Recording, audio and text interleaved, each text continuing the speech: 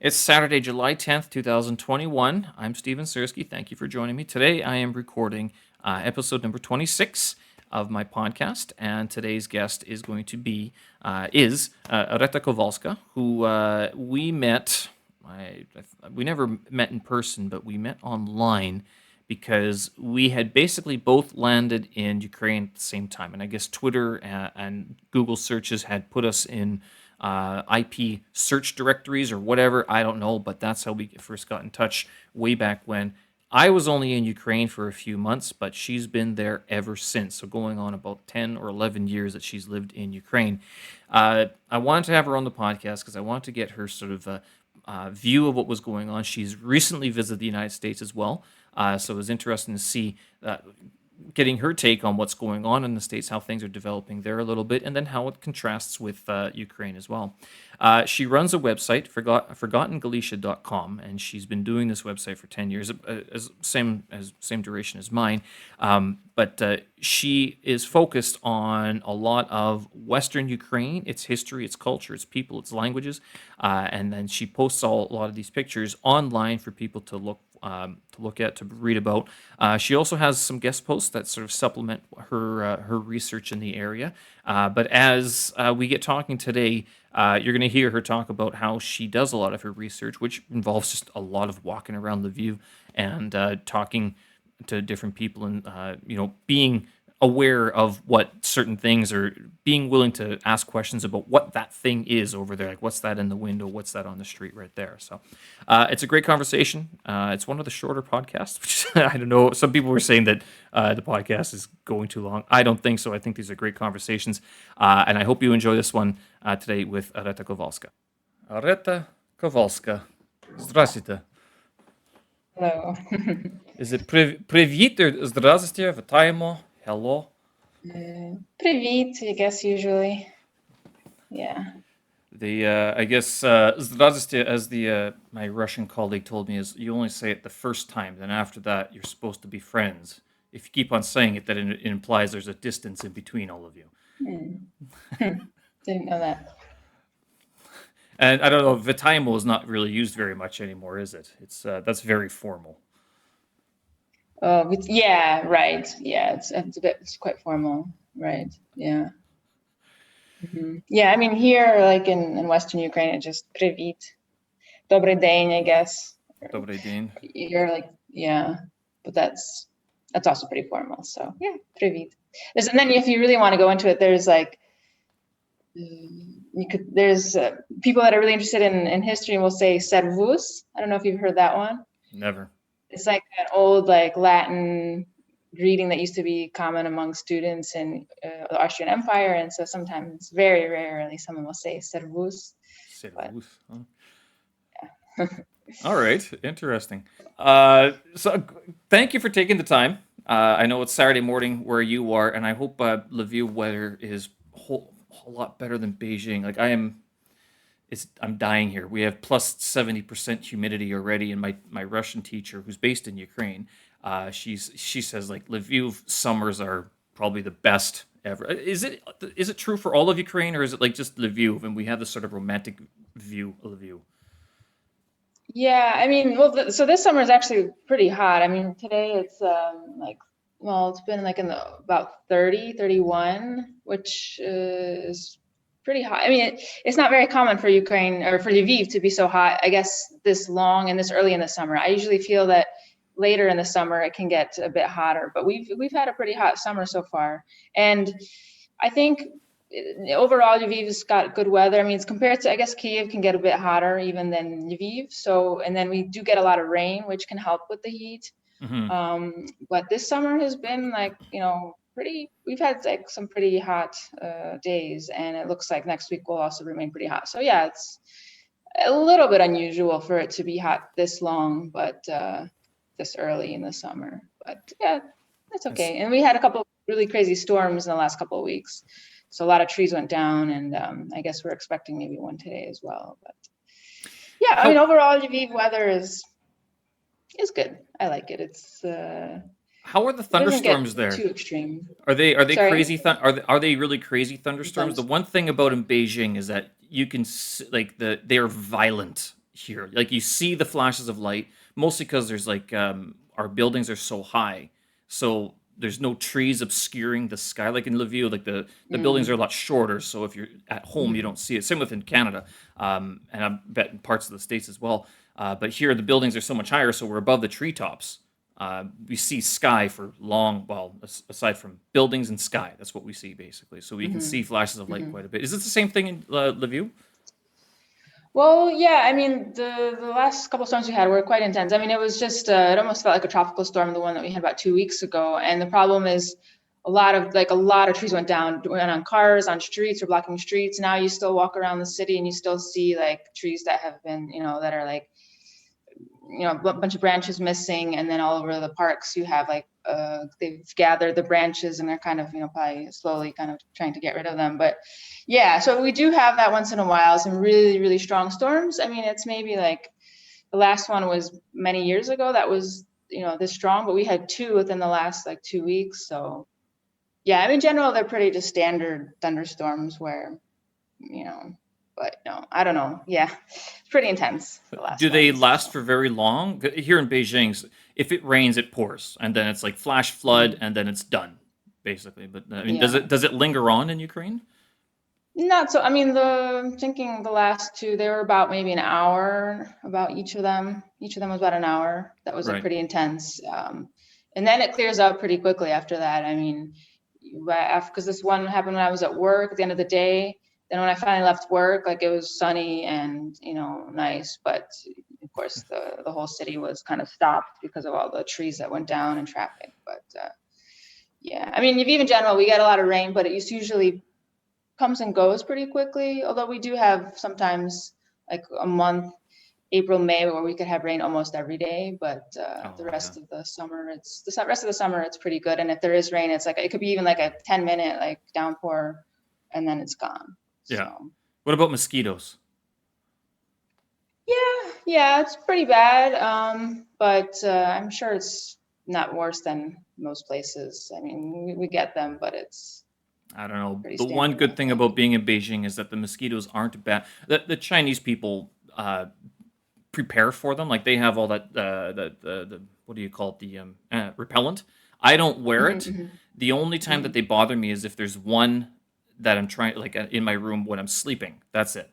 The only other time they don't bother me any other time. And the thing I've noticed about Beijing Chinese mosquitoes, there's two types. There's one, the little flimsy ones, like little brown ones. You swat them to dead. But then there's the black ones, the black and white ones, and those things don't die. Like you have to hit them really hard in order for them to splatter properly. But in Ukraine, I think there's still the little brown ones that you blow on them and they disappear basically. Yeah, I think it's just those. Yeah, they have them in Canada right. I mean, too. I've had this problem the last couple of nights trying to sleep, and just one mosquito just keeps bothering me, and yeah. It's the worst. It's like, it just cut my arm off. No, don't cut my arm off instead. But the mosquito, or like, what would be worse than having a mosquito fly around you? I don't know. It's terrible. But you just got back to Ukraine. Actually, you were in Chicago. So says your Facebook feed. I mean, how long were you in Chicago for? A couple weeks or a couple months? For 1 month, for May, I went to get vaccinated and to see my family. So yeah, it was great. Just I usually go back once a year, usually for Christmas holidays. I didn't go this year for those reasons. And obvious reasons. Yeah, I mean, as soon as I was able to get a vaccine appointment, I decided to go. And because I needed a second dose, I stayed longer than I usually do, which actually was great because I spent a lot of nice quality time with family. And also I worked 2 weeks remotely and then 2 weeks I took off, but then it was great weather and just enjoyed summer because Chicago in the summer is great. And I'm usually there in the winter, which is not that great. But yeah, so it was great to visit and spend some time outside Ukraine. So which vaccine did you get? I got the Pfizer, so it was 3 weeks. That's why I was between. Do people care which one? Like, does Ukraine care which vaccine that you get, or do they not? Yeah, I mean, people ask that, and I ask about it more out of curiosity. But so Ukraine right now, I guess, so the one that's common, the vaccine, is the Chinese one, the CoronaVac, and a lot of people. So a lot of people are still getting it, but there's a lot of people who are trying to wait for Pfizer or some other vaccines because they prefer a different vaccine. And in terms Really? of efficacy, I mean, it does seem that the CoronaVac is a lot less, maybe like 50-60% compared to Pfizer in terms of efficacy, but there's still, I guess it's still really good at preventing like hospitalization, death, etc. So it's still good to get it, but yeah, some people are just trying to wait for a different vaccine, which I can Okay. kind of understand, but yeah. How Uh, about there? I haven't been vaccinated yet. That's mostly because it hasn't been mandated. We haven't been required. Mhm. But we are, since I work for a British company, they offer both whatever's available in the UK. I'm not sure which one it is, but you can also get the Chinese one if you want. I thought that the Chinese one was supposed to be better because it actually has some of the virus in it, like whatever, however they make Mm, vaccines, kind of like with the polio mhm, thing, you get like a little snippet of or something. mhm, But like the Pfizer mm, and the AstraZeneca or the Moderna one, they're mm, trying to attack the mRNA structure, right? So mhm, it's a mhm, mhm. different, but I don't know. As long as I Right, guess different if technology. if Yeah, people aren't dying anymore and we can all get back to normal, I guess that's good enough. yeah, I don't. yeah. Yeah, that's Um, definitely, I mean, yeah, things right now seem, I mean, the only worry, I guess, is right now is the Delta variant and see what happens with that one because it's more contagious and, I mean, but I guess the vaccines are still good against them, but yeah, we'll see. We'll see what happens. are people really concerned about it in Ukraine? No, no. And especially now, I mean, so when we had a couple of lockdowns, well, of course, the first lockdown, I mean, everyone was staying home, everyone was really scared, and, but that was like normal reaction everywhere. And then after that first initial lockdown, which was a couple months, I mean, we were open last summer, then there was maybe twice more, we had like shorter lockdowns, but each, next lockdown, people kind of stopped being really careful. And Ukraine was never very strict with our restrictions. And even though when we had lockdowns, there was a lot of bars that were kind of open as speakeasies, and Yeah. so people were just, So no, I Officially, mean, they were sure, there's locked some people that down, are but scared, but right. sorry. Officially, they're locked down, but you can go have a drink if you want. Yes, yes, sir. We're locked Yes, down. Absolutely, exactly. locked down, sir. Yes, absolutely, sir. Let me sign the papers, sir. Compared to Right, right. Chicago, so what was because I know United States loves the media frenzy about this, but Ukraine. So what was it compared to Lviv? Is it the same or is it different terms of reaction? Yeah. Well, I mean, so when I was there, I guess it's hard for me to tell because it was already so vaccine was already pretty much available for everyone in Chicago, and it was, summer, cases were down. So when I went, it felt pretty normal. I know that, but I know in general, just hearing from family that, they were a bit stricter, in terms of restaurants and stores, and people were, avoiding stores a lot more, I think longer in Chicago than people here. Like people were ordering more online, I think, for many, many months. While here, I think people were not as concerned. So I mean, I think, but I mean, in each place, there's different people. There's people that were taking it very seriously in both places, people that never took it seriously in either place. So it's hard to say, but yeah, there was different kinds of restrictions in Chicago, and yeah, yeah, but I'm it was guessing, nice when I came back. I mean, it felt back to normal. yeah. But you are fluent in Ukrainian, Hmm. and Russian as well, or just Ukrainian? No, no, I can understand just a little bit, but I've never studied it, or yeah. I mean, it's hard for me to understand a lot of Russian. Just yeah. So Right. no, just Ukrainian. So you understand, like you go back to Chicago, you understand all the English and the believers and the non-believers. You go to Ukraine, you could probably understand the believers and the non-believers. Here, the one thing I think that saved me from a lot of like, oh my God, I'm so afraid of what's going on, is that my Chinese is not that good enough to Mm-hmm. understand when people are freaking out. I mean, if I'm sitting Mm-hmm. beside two people who are and they're talking about like the end of the world, I have no idea. I mean, unless they're doing it in English, no clue. Mm-hmm. So it was sort of like I lived in this little bubble, and I fully appreciate that this is my bubble, being in Beijing and Mm-hmm. being in China, and that I was sort of lucky that I didn't go back to Winnipeg for the lockdowns. Because if I did, then Yeah. I think I'd just Yeah. be still stuck there. Whereas here, I mean, life is back to normal basically. The biggest sign that life is back to normal here is that I don't know. I was going to ask you, like, in terms of lockdown, how locked down were they in Ukraine? Because I know China takes a lot from the old Soviet system, and they have chains, like literal chains, going across the gate that you couldn't. The guard would not give you the key for you, and was locked. And I was thinking fire safety hazard here, but in terms Mm, of coronavirus lockdown, you could only go through one of the large gates. All the other ones were locked down. mm, They only took those mhm, chains off about 6 weeks ago, 2 months ago, mhm, mhm. roughly. So it seems like life, for all intents and purposes, is back to normal in China. So I don't know. Was Mhm, Ukraine? mhm. You're saying that they weren't so serious. But obviously, they took it Yeah. seriously. But was it like lots of social shaming going on for, oh, you're not wearing a mask, or you're going to a bar? Yeah, I mean, maybe just at the beginning there was a little bit of that. I think again after the initial lockdown, and then after the summer things opened up, and then every time that I think we had two more lockdowns after that, but they were both for maybe about a month. No, I mean, yeah, I mean, people were pretty good at wearing masks indoors. I didn't hear about like any conflicts. I mean, I think people just wore them. On the streets, there was never like, people were never wearing them that much on the street. Maybe like 50%.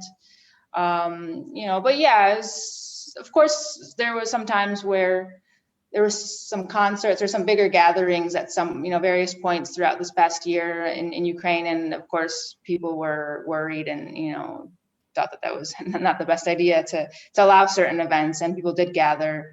And, but like, yeah, there was no real consequences. I mean, I guess now I remember at the very beginning, we had this, I guess there was this, you're not allowed to be with more than two other people when you're outside, so you couldn't like gather, but yeah, so I mean, you had these kind of crazy restrictions, but I don't know of any stories of people actually getting in trouble for, not for, if you're with four people and walking on the street.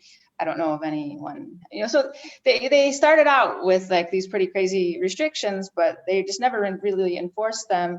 And then it just, as people got less and less scared, as we kind of knew a little bit more about this the virus, people just stopped worrying. And same thing, I mean, even I felt it, like in the very beginning, I was really scared, and I was like, when I would leave my apartment, I would always bring like a tissue with me to open the door so I wouldn't touch it, doing things like I was very, careful, and I was very scared. But slowly you kind of just, get, just, I don't know, you just realize that you can't live. I mean, you should still be careful for sure, but you, at the same time, you realize that you have to kind of live a little bit more normally in some ways. So Life has to go on at some point. Yeah, the with I my hometown has gone under lockdown. I've lost track of if they're still in lockdown or not. I have no idea. But here in Beijing, like, for a country where the virus was first detected, although I'm not sure if I can even say that anymore, the subway systems are packed. Like, there's no 1 meter spacing. They say there should be. mhm, There isn't. It's rush hour mhm. traffic. Every subway, every train that goes by, it is packed full of people. So they're all wearing masks. I mean, everyone's wearing a mask, and I assume most of them got vaccinated. I actually suspect that a lot of the Chinese companies said you don't have to get vaccinated, but if you don't, you won't have a job on Monday. I think that's how it basically was negotiated with the workers. I suspect. I'm not entirely sure. It was free too, so it's not. I don't think they had to pay for it. It Mhm. was 1 or 2 shots. I can't remember, but yeah, I mean, the buses, the subways, Beijing is back to no. There aren't as many people back in Beijing. I've noticed, like, it's down. We used to maybe have unofficially 30 million people. Now there's only about 26 million people trying to vie for the same space. So it's fewer So people. what happened to those other 4 million? They're either in different cities or working at home. Okay, I don't know. okay. Yeah. Mhm. Yeah. Yeah, some of them just didn't come back, I think, or they just went to a different city, probably a second or third tier city, which it wasn't so Okay. crowded or much of a problem. But yeah, they weren't disappeared. That didn't happen. I'm not saying that anyone died like that much, but it was just like I think people Yeah. were like, I don't need to be back in Beijing. I could find other opportunities as well. I have noticed that, and with the foreigner population, a lot of people have Mhm. left. It's actually Mhm. Mhm. amazing, but I say that people have left. It's also because it's difficult to come back into China, and a lot of companies aren't Mhm. hiring, so it's very difficult not just to come to here, like visa restrictions and all that, but it's like in terms of finding jobs, there's not Mhm. as much as there as many as there were before. I'm not sure how Mhm. companies are working around this. I'm sure it's a lot of working remotely and stuff like that. Whether or not it's international, sort of that sort of trade-off, I'm not sure. But yeah, there are a far fewer foreigners, and I notice more people are leaving. Just yesterday, I found another colleague is leaving for Holland in a month, so she's Mhm. gone. But Mhm. yeah, so there's fewer people, but that it's more because fewer people are coming in to replace those who are leaving, Mhm. basically. Okay. Mhm. Mhm.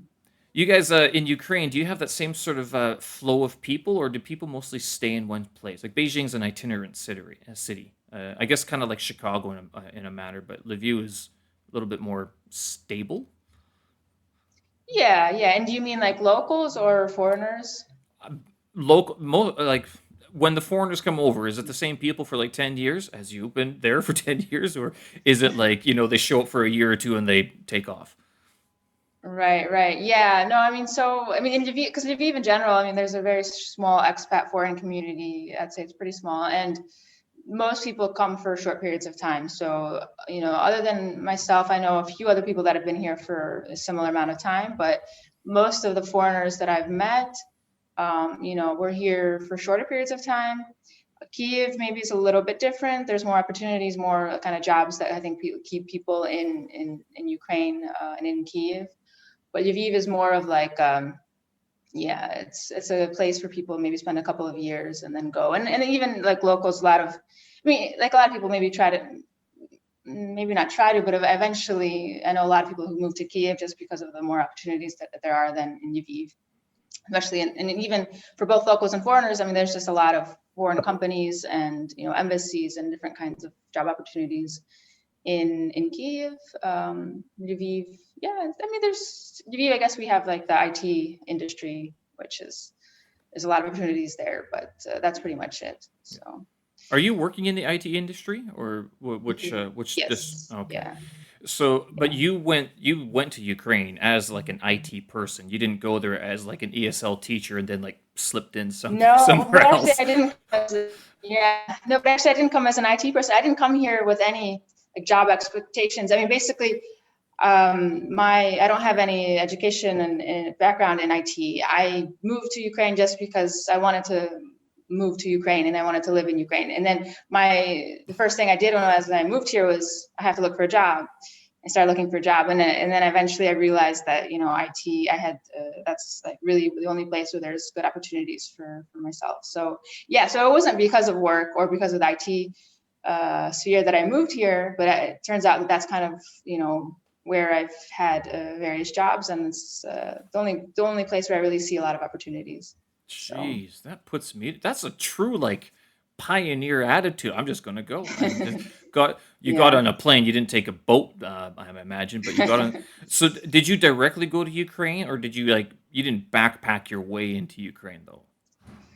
Right. No, I didn't. I went directly, but so I had spent some time in Ukraine before I did like my big move. So I mean, I'd visited several times because of visiting family that we have in Ukraine, and just growing up in the Ukrainian community. Of course, wanted to visit Ukraine.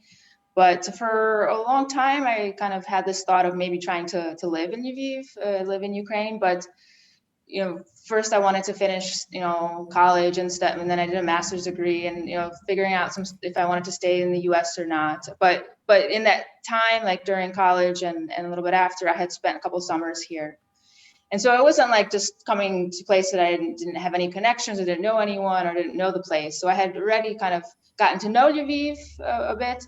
And then, so about 10 years ago, I decided, okay, well, now I'm ready to try to move here like on a more permanent basis. I had a little bit of kind of part-time translation job, but that wouldn't have been enough to keep me here. So that I knew when I moved here that I have to, find work that would allow me to stay here kind of full time. So yeah, so I came here already with some connections, and I do have some, a family here. And so started looking, and fortunately within a few months I got my first job. It was a Swedish mobile app for learning English. And they had just a tiny little office, a couple of people that they hired in Lviv, and that was my first job. And since then it's just, been pretty easy to find other opportunities because Lviv is pretty small, and once my network is quite large, so a lot of opportunities just came to me, and so it's good. Yeah, I was a bit worried. I remember the first couple of months, I was really worried that I wouldn't, but no, 10 years on and still here. Yeah. That's solid work. I mean, so then I'm guessing you have like a proper visa or a permit to be there and everything, right? And because I remember when I was in Ukraine, and I think I got there the year before you, and I left before you as well. I was there in 2011. You were there in 2011, weren't you? I moved in April of 2011. Oh, Year, and yeah. I was basically on my way out. I think I was a month and a half away from leaving at that point. I left in that summer of that year. But I remember the big issue. One of the reasons I did not end up in Lviv is because they said that unless I had the proper paperwork to get a visa, then they couldn't hire me. And I was like, well, then how do I get that? They're like, well, you need an offer. I'm like, well, can you give me an offer? And they're like, no, we can't because you don't have it was like this circle that was going, this isn't working. And so that's when I went to Kharkov instead. And Kharkov was, they was like, yeah, we'll get you a visa. They never did. And then it was kind of just always in this gray zone of like, what's my status here? And basically it's like, I don't really like this area anyway. So, because I want to be in Lviv. I want to be in Ukraine. I want to practice my Ukrainian. I want to stay there for longer. I didn't because I couldn't find a job. It was just because like the whole visa and the whole permit thing was just a convoluted mess. And then as I found out, like even being in Ukraine, like there's not very much money, especially as an ESL teacher. I mean, you can, but you're teaching a lot privately and stuff. So it's like you're just always working odd hours and stuff like that. So it's can be difficult. But it sounds like the IT sector is huge in Ukraine. Yeah. I mean, it's grown. I mean, yeah, in the last 10 years, it's really like taken off. I mean, there's a lot of outsourcing companies, but also like local companies. And I work specifically for a Danish company. And and I've just been seeing like myself just on LinkedIn. I mean, I just see a lot of different offers all the time just because I see that, they're really expanding. And then you have like the university here. It's just like good technical background. So you have a lot of young students. So there's like a good pool of, people. And I mean, it's just it's a good outsourcing place for a lot of companies. So yeah, it's great. Yeah. So can we dispel the myth that all Ukrainians are hackers? Because they're always portrayed as hackers in the movies, every single one of them. Yeah, no, it's not true. They are computer savvy, though. A lot of them are, and they're usually bilingual, trilingual, Ukrainian, Russian, and English, typically. And and their English is far better than my Russian is, and my Ukrainian. Horribly so. Yeah, that's true. I mean, definitely English is really, to get a job in IT, pretty much, you have to know English because it's most of the, clients or, customers, they're usually foreigners, or bosses and managers, so you have to know English. But so I think it's a great sphere to be in, and So you planning to stay there then for the foreseeable future, especially in the IT industry? Yeah. I mean, I really like my job right now, and just in general, like I still love living in Ukraine, and don't see anything changing in the near future. So yeah, my plan is to stay, and it's not, and I'm not here just because of the work. I mean, I love the work, but it's that's not what's keeping me here, I guess. I mean, it's helping me stay here because it's of course it's great to have a job that I like, but again, it's I'm here because I want to be here for I guess other reasons. But did you ever think of going to a different country prior to Ukraine, or at any point? Was there any other sort of country on the docket? No, because yeah, I mean, I guess really what brought me here was just, my heritage, connection that I had to Ukraine. So I never really had a desire to live somewhere else. I mean, sure, I'm really interested in Western Europe and, was visiting, but starting kind of a life from scratch somewhere where I don't have like a connection to, I think would have been a lot harder for me. And so, I never would have, unless, who knows, if I had like a really interesting job opportunity somewhere, maybe I would have tried somewhere else. At this point, I probably, wouldn't, because I'm already kind of settled here. But yeah, Ukraine was always, I mean, since I was like a teenager, I always knew like, okay, I love Ukraine. I would love to try to live there. And so it's just been a dream of mine that I've had for a long time. So that's why no other places really The come up. homeland So brought you back. It called you, and you answered. exactly, yeah. So, did you grow up like steeped in Ukrainian culture? Because I know Chicago has a massive Ukrainian community. Mhm.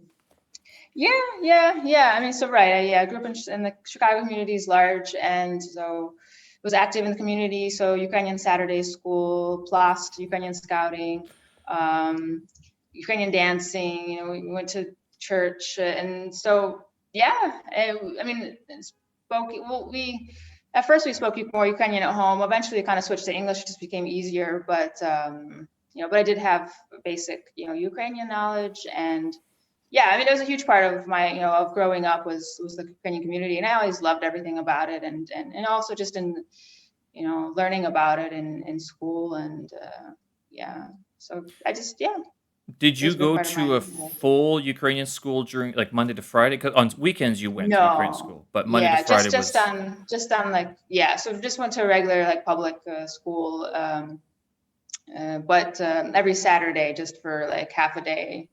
Um, we went to Ukrainian school. So I grew up. I lived in the suburbs, but every Saturday we go drive down to the Ukrainian village, which is what the neighborhood is called in Chicago. That's where all the schools and businesses are, and that's where my parents grew up. And yeah, so just Saturday school for about 4 hours, and then right after that, scouting, and yeah, so that yeah, I mean, it was like, and in that school we learned, of course, language, grammar, but history, culture, geography, so literature, Did you so a have bit of singing everything. lessons Yeah. as well? No. Really? Oh, we had We to. sang. I mean, we sang like, or especially maybe more in like the scouting, but we never had like singing lessons. I don't think in school we really sang. Not that I recall.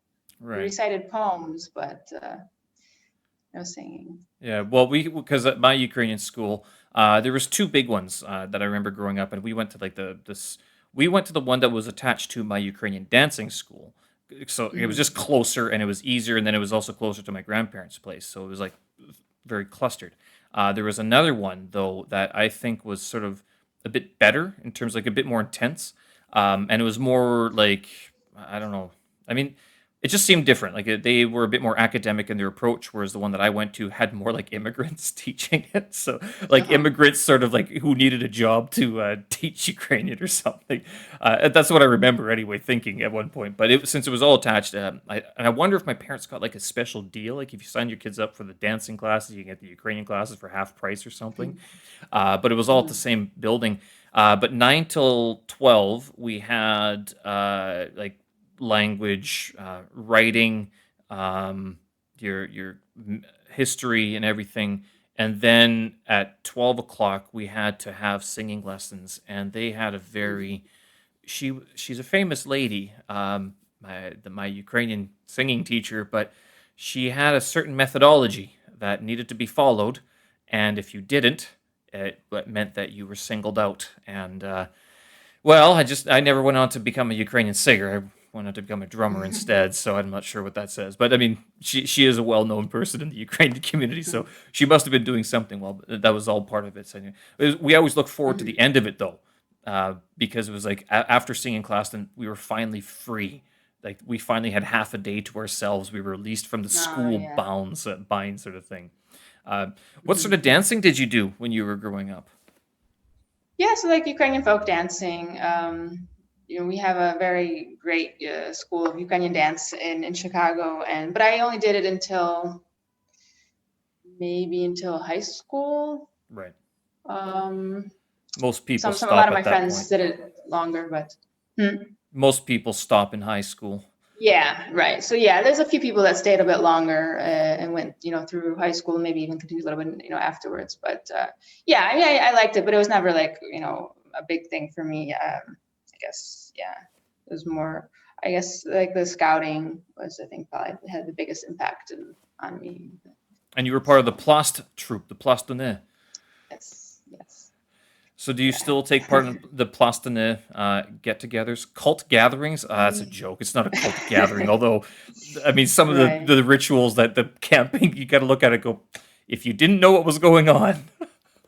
Right. Yeah, no, that also pretty much, I mean, that stopped basically when I went to college. I mean, I helped a couple of times just as like a counselor. I think when I was at the end of high school or college, something like that. But basically, yeah, once I moved for school, it was just, hard to get. And then I kind of wanted to stay, active in some way, but it just didn't work out. And then I moved to Ukraine, and then starting, like, I have a couple of my relatives in Ukraine are really, big into Plast. And but at first I was always worried that, my Ukrainian wasn't good enough. It'd be a little bit, hard to kind of be immersed in Plast in Ukraine, because at least in the States, everyone's Ukrainian is different levels. So for various reasons, I never got involved here. And at this point, I doubt that I will. But in a way, it's too bad, because I thought it was a great, I mean, for me, it was, in a way, I could say that was one of the reasons that I really ended up in Ukraine. I mean, it was through Plast that I think I really fell in love with Ukraine. So I feel like it's definitely, important part of my life. So Why? What happened? I mean, how did they brainwash you or indoctrinate the Ukrainian culture into you? I mean, and actually, yeah. So part of it has to do with like singing. So we didn't have like singing lessons in Ukrainian school, but in Plast, you learn a lot of Ukrainian folk songs. And then always some of my favorite moments were at summer camps when you have the vatra, the campfire, and you singing these Ukrainian folk songs. And a lot of the folk songs are about like loving Ukraine and helping Ukraine and never forgetting Ukraine. And I have a feeling that kind of just,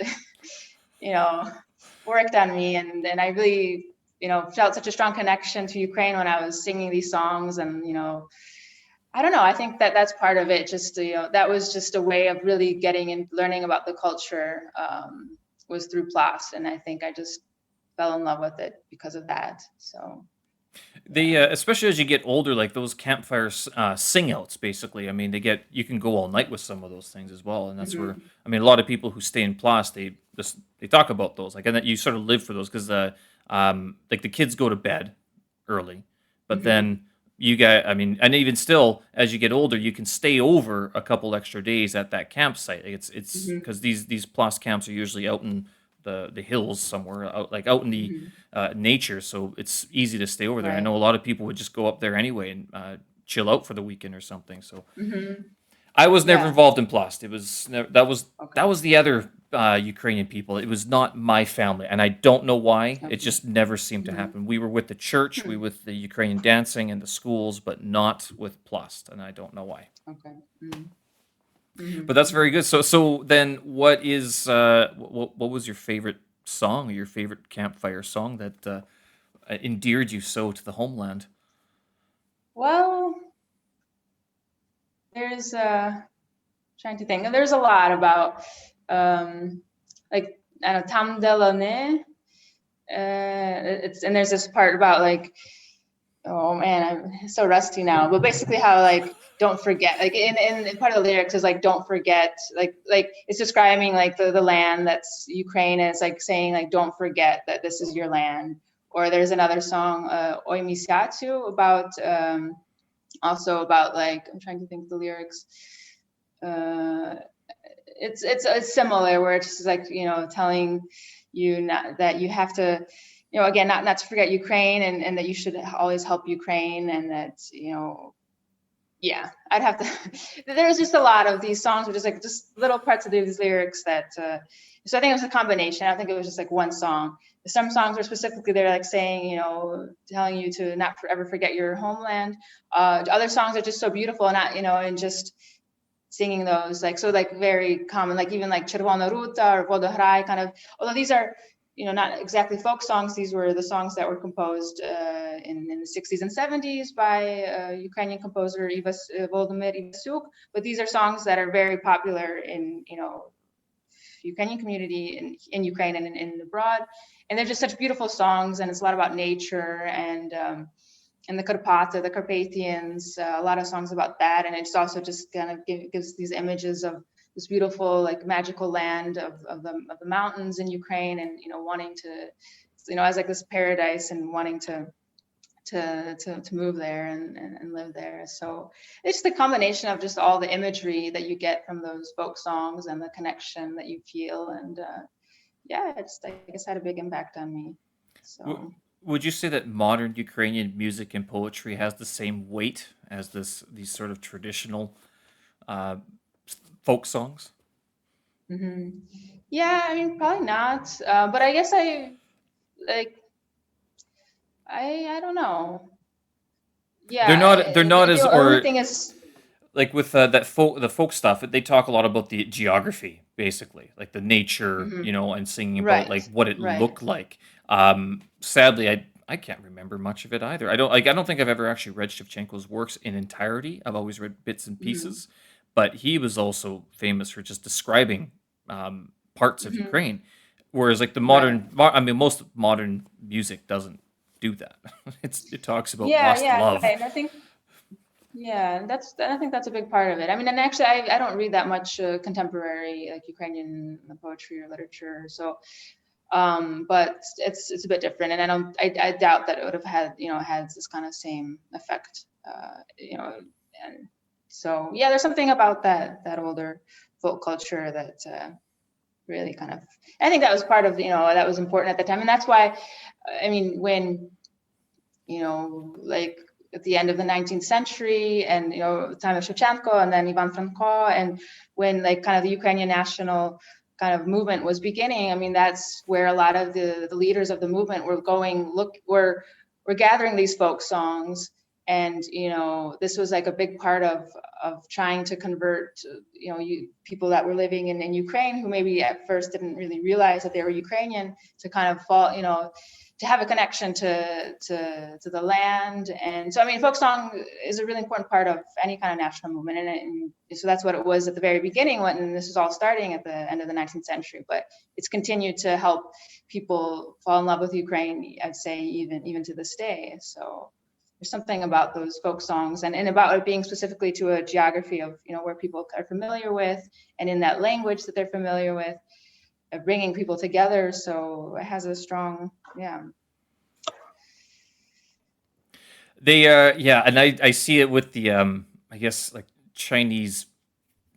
They don't really have folk songs, do they? I guess they do, but you hear some like their national anthem, and some of the songs that they sing are very, very patriotic, which all sort of harkens back to the like the Soviet system of like you must love the motherland, which I mean was present in that whole Slavic bloc anyway. I mean, it was there. There's always sort of this connection to the homeland. But I mean, in terms of like Chinese, like they do sing a lot about being proud of your culture, no matter where you are, and remember us, remember the homeland. So then, do you remember the first time either that you wanted to go to Ukraine, or the first time when you stepped into Ukraine? Well, so this was the first time I went was with my parents. I was, I think, 16, and it was the first time that my parents also visited Ukraine. Oh, wow. And so I mean, I remember like, because I'm trying to think how it happened. I mean, it was finally an opportunity where my parents and I could. My brother and my sister actually went a year earlier on some kind of, I think, maybe even some plast trip. But so finally, the three of us, we came, and actually it was, my dad was, because of it was actually through a medical conference that was in Lviv with like doctors from North America. And so we went on this conference together. And yeah, I mean, I don't remember like that first moment. I mean, it was, and I remember like, I'd always, at that point I was really interested in Ukraine. I don't remember exactly how I was feeling like right before it. And I remember, I think for me, it was that first trip was, I think what really kind of stood out to me was just meeting the family that we had here. And that was kind of like a really like kind of unique experience to, meet these relatives that lived in Ukraine that, had once been, that's like my grandmother. It was a lot of relatives, but yeah, I mean, it was just such a strange, but like a very nice experience to meet all these people that you've never seen before. And you maybe seen some pictures of them, and then just, them inviting you to your home, giving, feeding you tons of food, and just that whole, I think the first trip was really about that experience of the family and, just being invited into their homes, and like just that kind of personal experience of that connection with the family. And then after that, just coming on my own and then getting to really know Lviv as as a city and as Ukraine in general. But yeah, so that first experience was, I think, a very kind of like, it was all about the family, I think, meeting the family. And I think, yeah. But I'm trying to think that the second time I came was a couple of years later, and also kind of, was staying with family. And it was, the first while it was more about family, but then eventually it became just about like the city and getting to know the city and wanting to be here, just, falling in love with Lviv. Mm-hmm. Do you remember when you first thought about actually moving to Ukraine? Like, this is, what, I kind of want to just Right. go there already and live there? Yeah, I mean, I like in college, definitely I remember having these ideas about maybe trying to find a way to move there. But I mean, I always knew that I would, wait until I finished school and then, maybe do a master, so I always knew that like I have to find the right time to do it. But the idea I had for forever, and I don't remember exactly when the first time I had it. I mean, maybe in high school when I first had an idea. But then I remember in college, I was like kind of really starting to consider it. And especially at those times when I would kind of tell people that I thought maybe I'd want to move to Ukraine, people always thought it was just kind of a crazy idea. Yeah, especially back then. Yeah. So, and then I spent a couple of summers in Lviv studying at the Ukrainian Catholic University, their Ukrainian language and culture summer school. And that was really what I think helped me.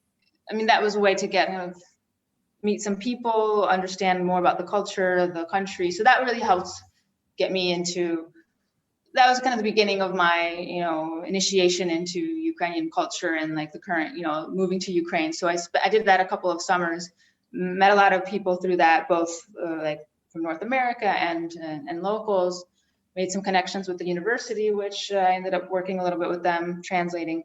But yeah, I even remember, I think like the first time I did that summer in that summer school, at some point, I think I mentioned something about how, I'd like to move here in the future. And I just remember like, everyone just didn't think, everyone thought it was crazy, and everyone was just, didn't think it would ever happen, and so I'm always really excited, have kind of proud of myself that it worked, that I moved here, and I've actually been here for 10 years, and that I followed my dream. And, now it's like cool to like be in Ukraine, I think back then it was just like, no one understood why I would want to be here. And now I think it's completely changed. Lviv and Ukraine in general is, everyone thinks it's fascinating, and everyone now who comes to visit realizes how it's just like a great city. And yeah, it's not that strange now to meet foreigners, in Lviv and Ukraine, where, the first time I was here, like there was no tourists, and the only maybe other tourists would have been maybe more similar like us, people from diaspora visiting. We didn't have any tourists for a long time. So, and then every time you would hear English, you would just be like in shock, and you'd have to go up to this person and be like, who are you? What are you doing here? Now you hear all these different languages, and so Lviv in Ukraine has changed so much in these years that I've been coming here. Yeah. How much has it changed since the first time you went there? Because you were there in like probably in the mid 90s or late 90s, and now you've been living there since 2012 or so. Yeah, the first time was in 2000, in the year 2000, and then I moved here in 2011. Yeah, I mean, by 2011, it already changed quite a lot from 2000. I mean, 2000, like in Lviv, you didn't really have it. You had maybe a couple cafes, maybe a couple pizzerias, and that was about it. You know, like in terms of like some, you know, and then there's a couple hotels, and you know, there were no like pedestrian streets, like the Plaza and the market square. It was just like cars were there. There was just not really anywhere to, you know. So there's just not much going on in that sense. But of course, it was beautiful from the very beginning. And then it took a while. I mean, probably I think in 2007, 2008 was when, I think it was around the time when I think the city was trying to, had like a plan to make it a little bit more touristy. And in 2007 was maybe around the time they started opening up some more kind of like touristy like restaurants and cafes. That was like when the first, thinking the first couple of kind of themed restaurants that were really kind of for tourists, 2007. So that was when things started to change a little bit. So between 2000 and 2007, not much was changing. And then I think the next big change was after the last revolution. So 2013, 2014. After the last revolution. After that. Right. Yeah, because we had the one in 2005 and then that one. After that, things really took off. I mean, a lot of small businesses, a lot of, you know, the young generation has really kind of took initiative and started all these cool cafes and like hipster cafes and small businesses, and tourism, I mean, it's really picked up since then. So yeah, you had a couple of different phases, but since 2014, you know, it's become like a really pretty big tourist attraction. I mean, you have a lot of tourists coming in. I mean, a lot still from maybe Poland, America, but you're starting to get more and more. This summer, we actually have a lot of tourists from Saudi Arabia. I think there's just like some connection, like new flight connections between the two, and like probably has something to do with being visa free and like no vaccinations required or something like that. Exactly. So when I was in Ukraine, a lot of people, but I was in Kharkiv. They were all talking about Israel, like they were all going to Israel, like the not Jordan, but like that little strip. They were all talking about going. They'd go to Crimea, and then they would go down to Israel after that. It seemed to be where Ukrainians and then a lot of Russians were going. I mean, is that still? Do people still talk about Israel there, like to go visit for vacation or anything, or is that for vacation? No, not Israel. I mean, there's a lot of, I know a lot of Ukrainians move to Israel. I mean, especially the ones with Jewish, you know, heritage. So you have a huge amount of Ukraine, like, you know, people from Ukraine that live in Israel. You know, so you have that connection. But as for like a tourist destination, no. I mean, it's in the last few years, especially, it's been like Egypt or Turkey is kind of like, you know, because now you can't go to Crimea. Right. So it's like Turkey. Yeah. Turkey and Egypt are huge tourist destinations for Ukrainians in recent years. How long do they go for? How long? Yeah, like 2 weeks, 3 weeks, a month, 10 months? Yeah, like maybe a couple of weeks. Yeah, I'd say about 2 weeks usually. Yeah. Have you ever been to those like Turkey or Egypt? I mean, I was in Turkey and Istanbul once many years ago one summer when I was in Lviv. Just went for a short trip to Istanbul, but not to like the beaches or anything. So yeah, I really enjoyed Turkey. Would you say that there is an optimism in Ukraine? Like, is there a pulse to the city? Whenever I go to Chicago, I've only been to Chicago like twice for like a week each, but every time, the 2 times I've been, but even like you meet people from Chicago and they have a pulse to them. Like there's a hustle, I guess you could say. And I've noticed this like in South Korea. I used to have it when I was living in Busan. People were on the move, and not like busy hurry, but like they were, it's like, oh, I got a meeting, yeah, let's keep in touch, do this, you know. There was a bit of people had an excitement and motivation to go. Is that there in Ukraine? I would say in Lviv, no. Maybe in Kiev. I mean, Lviv is just I mean, like Lviv is, I was saying, like, it's just a very relaxed city, so it's just like and it's just like this, when you meet someone for coffee, it's like you go for like 2 hours and it just relax. No one's in a hurry to go anywhere, which is kind of like, I like this kind of very relaxed feeling. People are just wandering around, taking long walks in the center, sitting in cafes for hours and things, it's just like a very slow paced life in Lviv, which I really like. I know that Kiev is, the capital, much more cosmopolitan city. It's a lot bigger. I know that there it's kind of a different atmosphere and people are more, in a rush everywhere. Lviv is very relaxed and, well, Lviv also has, it's nice to walk around. I mean, it's yes. like was Lviv bombed very much? Like you go to a lot of parts of Poland and it was all totaled. So it's all remade right now. So it all looks very new. But Ukraine wasn't really bombed very much. I mean, they still suffered lots of depression, but I mean, it's a pretty old city. Right. Yeah, Lviv was not bombed much. There's just a couple spots throughout the city that were bombed, but it's like a tiny percentage. So so it's all like authentic, a lot of great, architecture from before the war. So just a beautiful place to walk around, and cobblestone streets, and they're pretty quiet. And it's kind of, like some people say, it's kind of like a hidden gem because it is a beautiful city. Not a lot of people know about it still, like outside of Ukraine. So it's I mean, and then that's another thing that really keeps me here. I love architecture and historical architecture, and I just love walking around and exploring. And I've been here for 10 years, and still, like, it's not a huge city, in the historical part, but I'm still discovering new streets and new buildings and new details all the time, which is just, I love it. And just walking around. That's just like one of my favorite pastimes in Lviv is, it's a weekend, I have time, I'm going to go for a long walk. I'm going to go to this neighborhood, just walk around, take some pictures. And I love it. Yeah. I wonder if that's like a diasporan type thing to say, like whether or not, because Europeans, do they have the same sort of feeling? Like, do they not move to other countries because of that? Like the people I meet here in China, like you would not move to China for the architecture. It's not, especially not modern China. 20 years ago, maybe there was still that rough edge of like development, which way is the country going to go, sort of thing. But I mean, now it's just high rises, and today we have a lot of smog, tuman in Russian, I guess it is. But you don't come here for the sights. You come here for business opportunities, basically. But I wonder, like, if Ukraine and a lot of those places that a lot of people who set down roots like you have, if it is mostly because of, like, there's two things, like architecture and food. I mean, wouldn't those be like the two things that sort of keep people settled anywhere? Especially in Lviv. Yeah. I mean, I think, right. People love Lviv. I mean, I don't think a lot of people, I think I'm a little bit of an exception to that. Like, so architecture is one of the things that keeps me here. I mean, I wouldn't say it was the thing that brought me here, because again, I feel it was like my connection.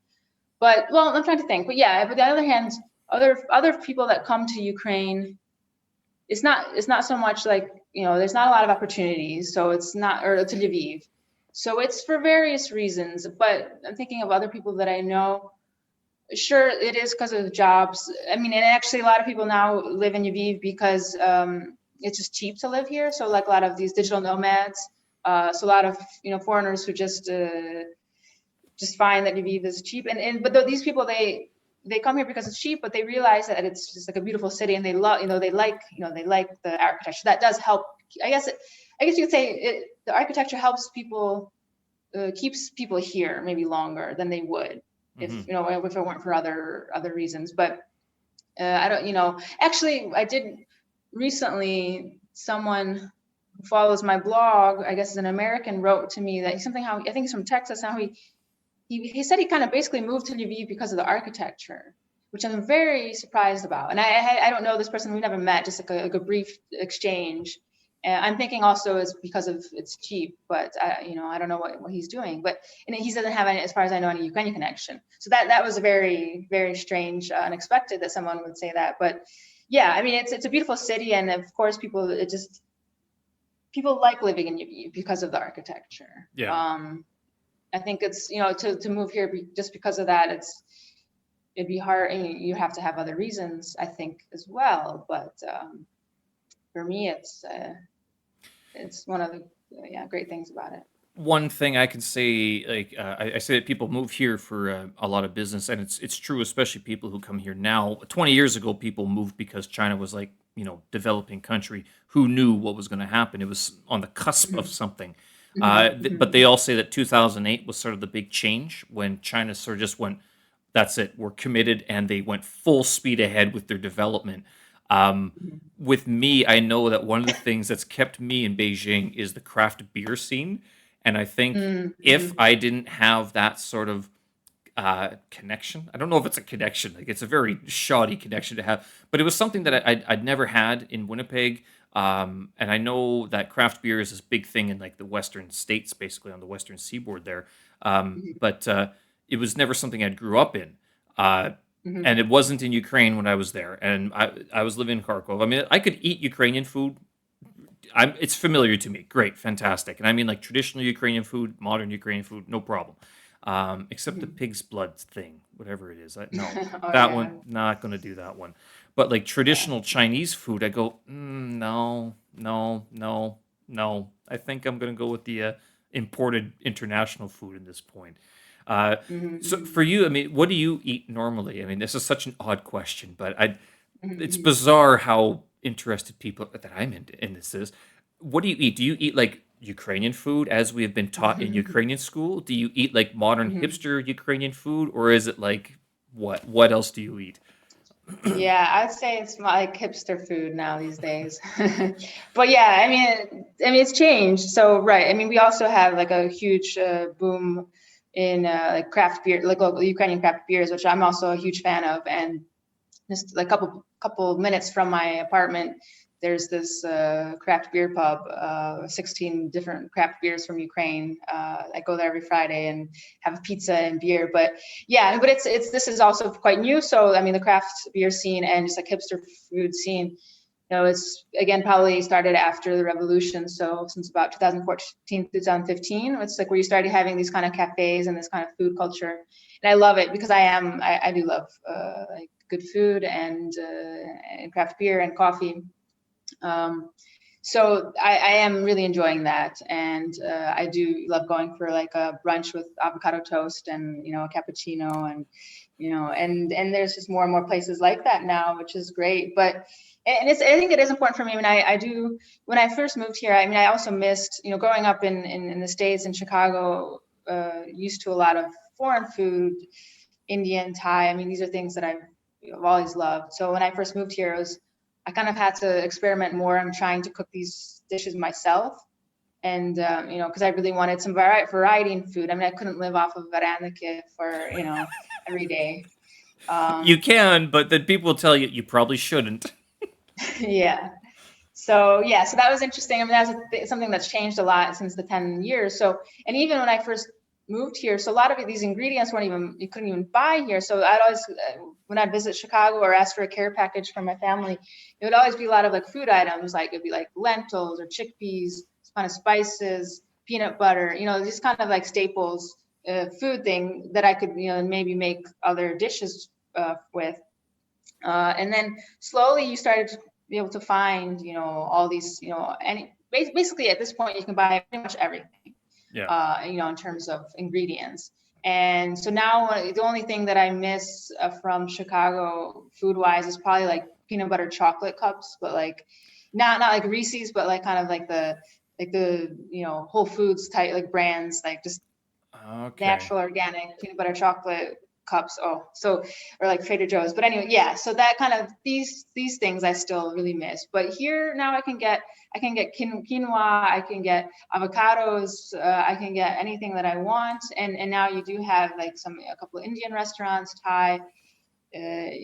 So it's something that I wouldn't say I struggled with at the beginning, but I definitely, it was something that I missed at first, was having that variety of food. And now it's not a problem at all. And so it's mostly like a lot of great pizzerias and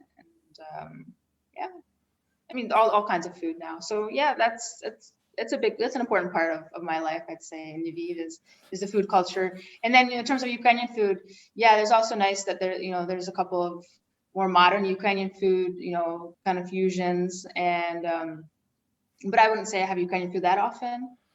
How But often once do in a you while, have it? it's just how often? Yeah. Like once a week, once a month, once a season? Maybe more like once a month or once a season. Yeah. I'm just Except saying, for like this. with. Go ahead. Yeah. Well, it just this winter. So since I was here, I didn't go home. I usually go home for the holidays.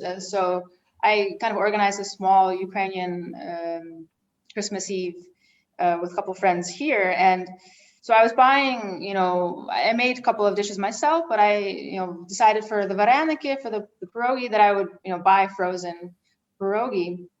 And so I found a place that you could buy a bunch of frozen. And I'm still, when it comes to like kilograms and like the metric system, I'm pretty good, but growing up in the States, different system, I still sometimes get confused. And so what happened was I was ordering some frozen varenika, some bags of it, and by accident I ended up ordering like 5 kilograms, I Oh, guess. 10 I think it pounds, says that 12 right. pounds. So it Yeah. was like these 5 huge bags of like varenika because I wanted cabbage, I wanted potato, and then there was like some cheese ones. And it was just like I kind of I don't know how, but by accident, so then they gave I thought I ordered half the amount, and then they come out with all these bags, and I was just like, well, okay, I'll just take them. I guess I probably could have just told them that was too much. But anyways, I took all these bags home. I barely made it home with these huge frozen bags of vareniki. But the point is, I ended up having, like, my whole freezer was full of vareniki. So basically this, from January until I think April, like I was having vareniki like pretty much several times a week. So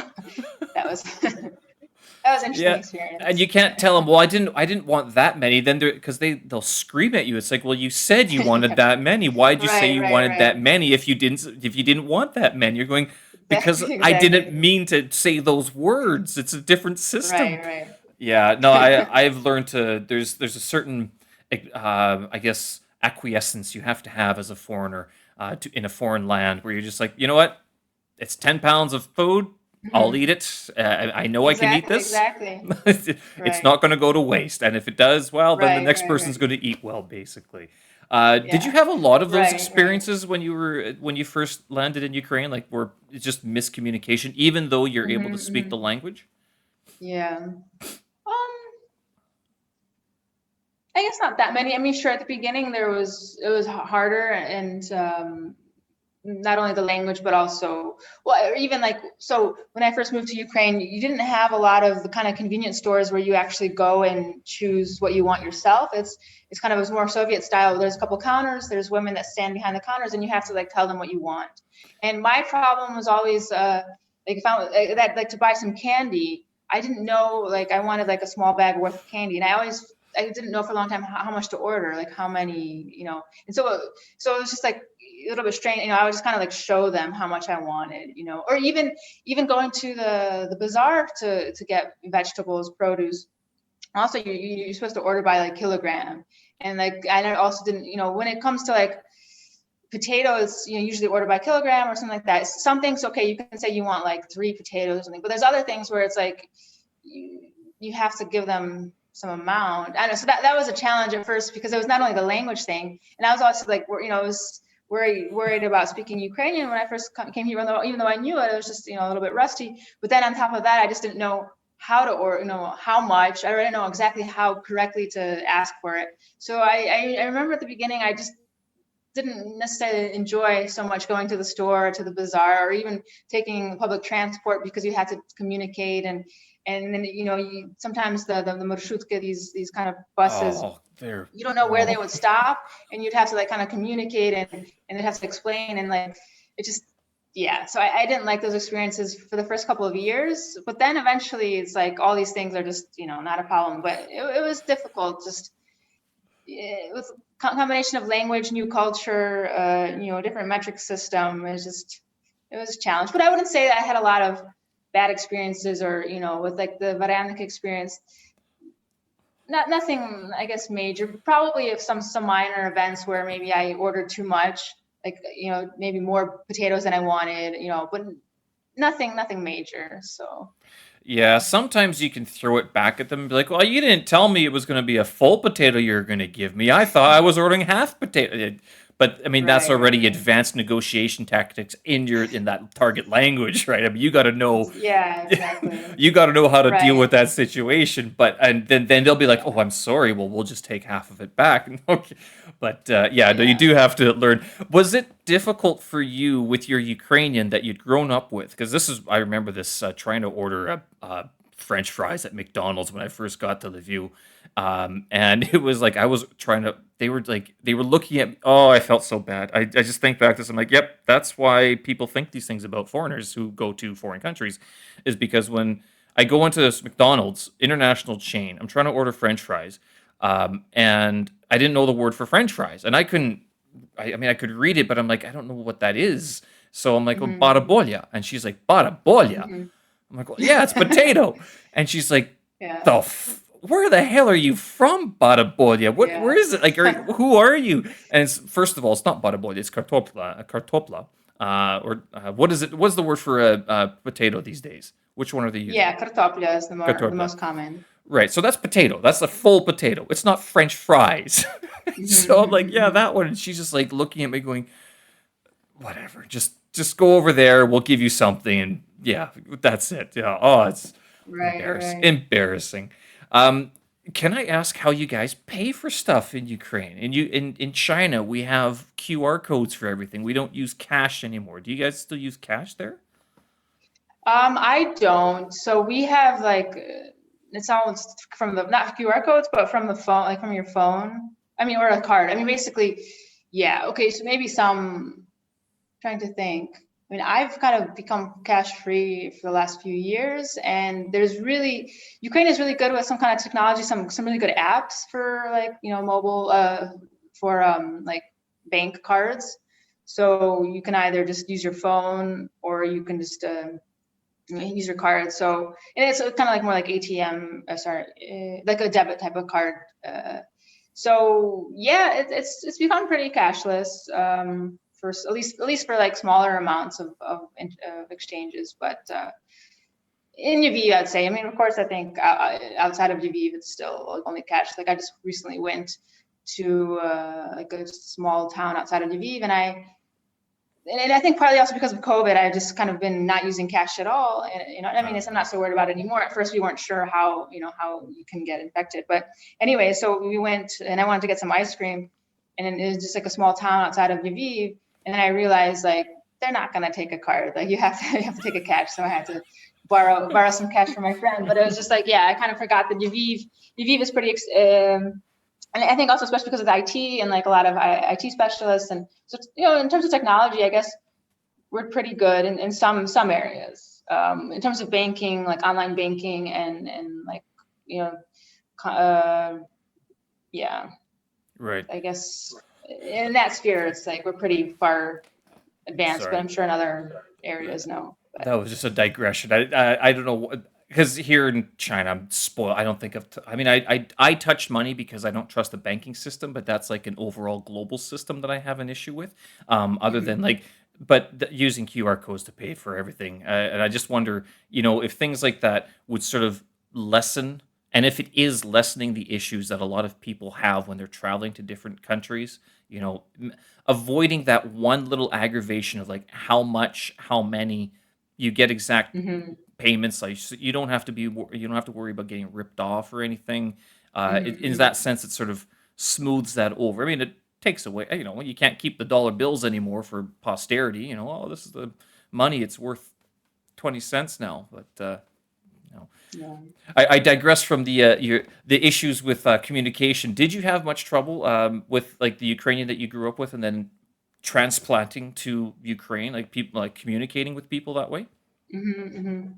Yeah, yeah. I mean, that's a very interesting topic, and sure, kind of like what your story. So there's words that I would use, like, I mean, we also use barabolia as well. I mean, I think we use both, several words for potato, but cases like that were words where I would say here, and people would look at me and either laugh or be very confused or think like, why is a young person speaking like my grandmother in the village speaks? Like these kinds of comments. So that was definitely a big challenge. And actually, so what I did was I compiled a list of all these words that like I grew up speaking with in the Ukrainian diaspora, and that are just no longer used in Ukraine. And I guess what I mean by no longer used, so basically, so the Ukrainian that I grew up with, and maybe probably similar to your case, was like a very Western Ukrainian kind of Galician language. There's a lot of Polish influence, a lot of Polish words.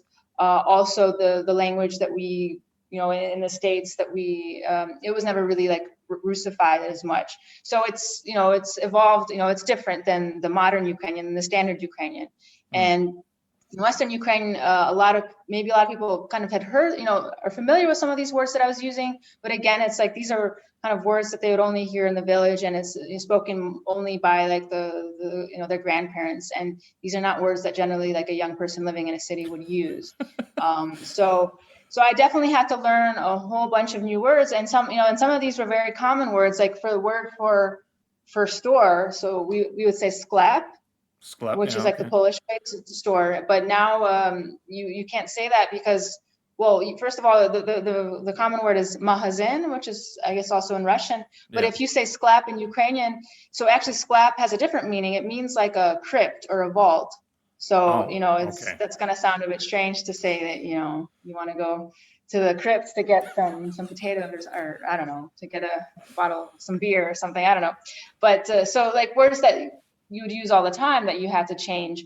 And so there's tons and tons. And so when I first moved here, I started, because I was getting confused myself, like, okay, which word is out, a bit outdated, which word, what words do they use now in Ukraine? And then I was getting them mixed up, and then I thought, okay, well, I'm going to start compiling kind of a dictionary, or, at first I thought just for myself to kind of keep track of words. And then I ended up kind of creating like a really large dictionary, and then also just started being curious of the words, so is this a Polish word? Is this a Russian word? Is this, or is it just an old Ukrainian word? I ended up, have a list of maybe about 600 words now of words that I had to like, just, change, Wow. And so, because if I want, when I'm speaking to other Ukrainians, I could speak in kind of the language that I grew up with, and people would understand me. But I've picked up kind of the modern Ukrainian, and so it was interesting to have to relearn all these words.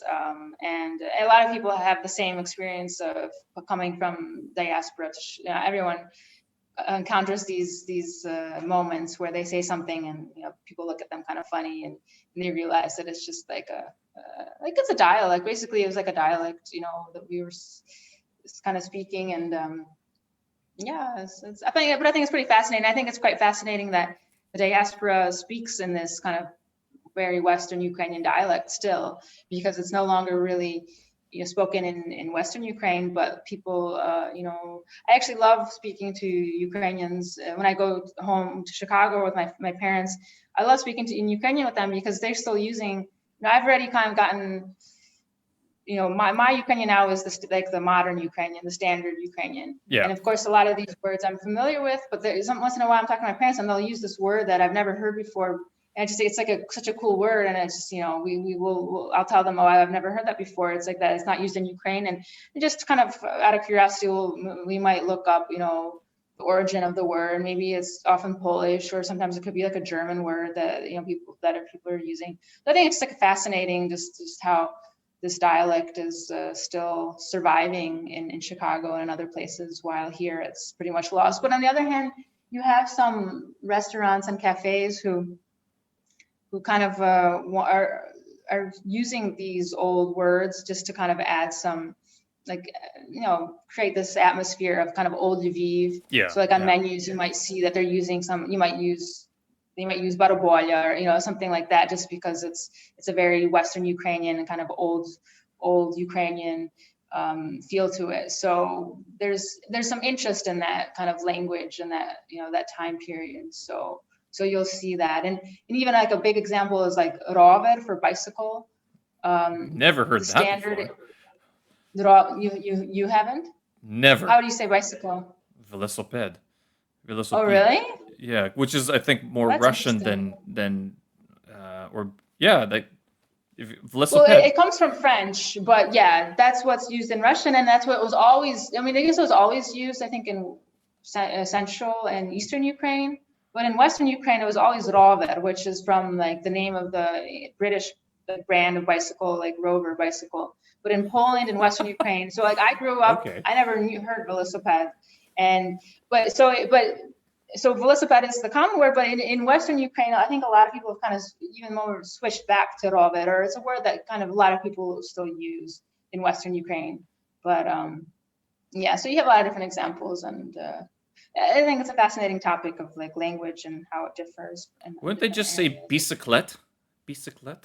I have a bicyclette. In Zakarpattia, there's a word they use. It's something like that. Like Right. yeah. Yeah, no, I don't remember ever hearing a brand Or name something. being used to refer to a bike before, but I Yeah. mean, that might also just be Interesting. me not being a very good student. And also, I never studied Ukrainian in Ukraine. I never went to study Ukrainian. So every time I've contacted Ukrainians, it's always basically been in Russian now. It's kind of odd, to tell you the truth.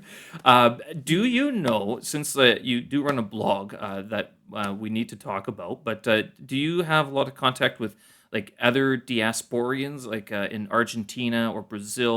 Do you know if they're still learning and keeping the culture and the language as well, or is it sort of like a North American thing? Yeah. I don't have, I guess, exactly direct contact. So actually, my father was born in Argentina, because his parents, when they left Ukraine and through, anyways, they ended up in the community there. But we don't really have any contacts in Argentina anymore. But I know that, so there, of course, there was, right, a big Ukrainian community.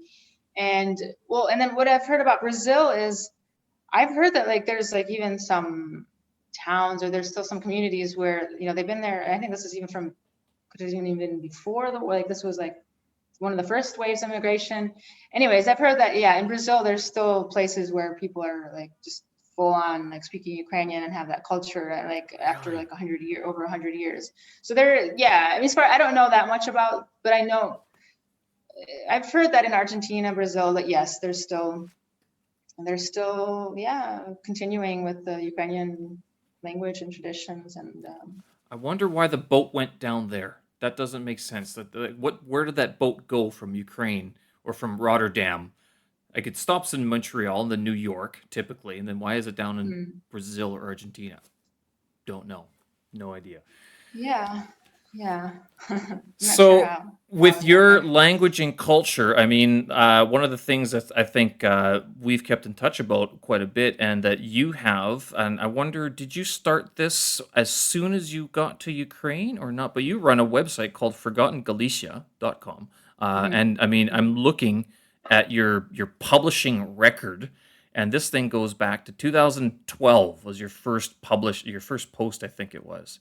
And apparently, Well, so yes. so 2012, I guess, was when I started my blog. But at that time, it was called something else, and it was on a completely different website. So I think, yeah. Was it So on technically, that 2012 Google was, thing? Blogger? It was on Blogger, wasn't it? it was on Blogger, right? Yes, I remember It that was version. on Blogger or Blogspot. Yeah, Blogger, I think it's the One same of thing. those. Yeah, yeah, yeah. So yeah. So in 2012 was when I started a blog, but it was completely different than what I have now. So that was just like a really personal blog, but it was collecting some kind of maybe like it all started with these old like hand painted ghost signs that you can find around Lviv, which is basically old hand painted advertising signs that were on storefronts advertising the products in these stores, but they were in Polish, Yiddish, German, and less commonly in Ukrainian. And you can still, so basically around Lviv, you can still sometimes see some signs that are in these like foreign languages. I mean, they weren't foreign at that time, but I was just fascinated that you could find these old signs and like just like the whole history of Lviv, how it gets, they're in different languages. So I started finding different examples and taking pictures of it. And I wanted to do something with these pictures. And I decided, okay, well, just for myself, I was going to make a little blog and starting putting these pictures and finding other kind of these traces of the past. And so for several years, it was just kind of just like a very small blog. Again, it was just kind of my personal experiences of finding these different pictures of these kind of history. And but then Forgotten Galicia, I launched almost 4 years ago. I think it was in 2017 in the summer. And so what I did was I decided I wanted to focus, because my first blog, it was also not just about Ukraine or Galicia. It was also when I would travel abroad and I would find kind of traces, old signs, or other architectural details that were kind of outdated in other places, and also posting about that. I decided I want to focus only on Galicia and Western Ukraine, and dedicate like my blog and to that. So I launched this new website. So since 2017, I've been focused on basically documenting traces of the past, specifically through my physical remnants of the past that you can still find in the urban landscape of Lviv or Galicia, documenting it, researching it, and then creating articles about it, and also sharing pictures on social media. So yeah, so for Galicia, it's been soon will be 4 years that I've been. It looks working like this your blog track record says like 2018 was sort of like a really productive year for you, because that's where the numbers are really big for each month of the year. But I guess that's because it was a new site at that point, so you want to produce a lot more content for the website, a lot more posts and everything. Right. I mean, in terms of like material wise, yeah. And I think also because I had some material still from like my first blog that I kind of transferred and I kind of could redo. So like, I maybe rewrote some of these articles. I already had a lot of pictures. So I had a lot of material. And plus I'm trying to think, could be when I was in between jobs. So there's, I've switched jobs a few times, and I had some periods of time where I had time to do it. Yeah. So I think that might have been that as well. So it was probably because I had some material, and also there's been periods of time where I've had a little bit of time off of work, and I was able to spend more time working on the blog. So now it's available both in English and Ukrainian. Do you write both? Do you write both the English and Ukrainian, or is it translated automatically? So the Ukrainian, it's translated by friends of mine, Okay. and I'm not really keeping it up, the Ukrainian, just because for various reasons. I mean, because my Ukrainian isn't good enough to write in Ukrainian, and in any case, I would need someone to edit it.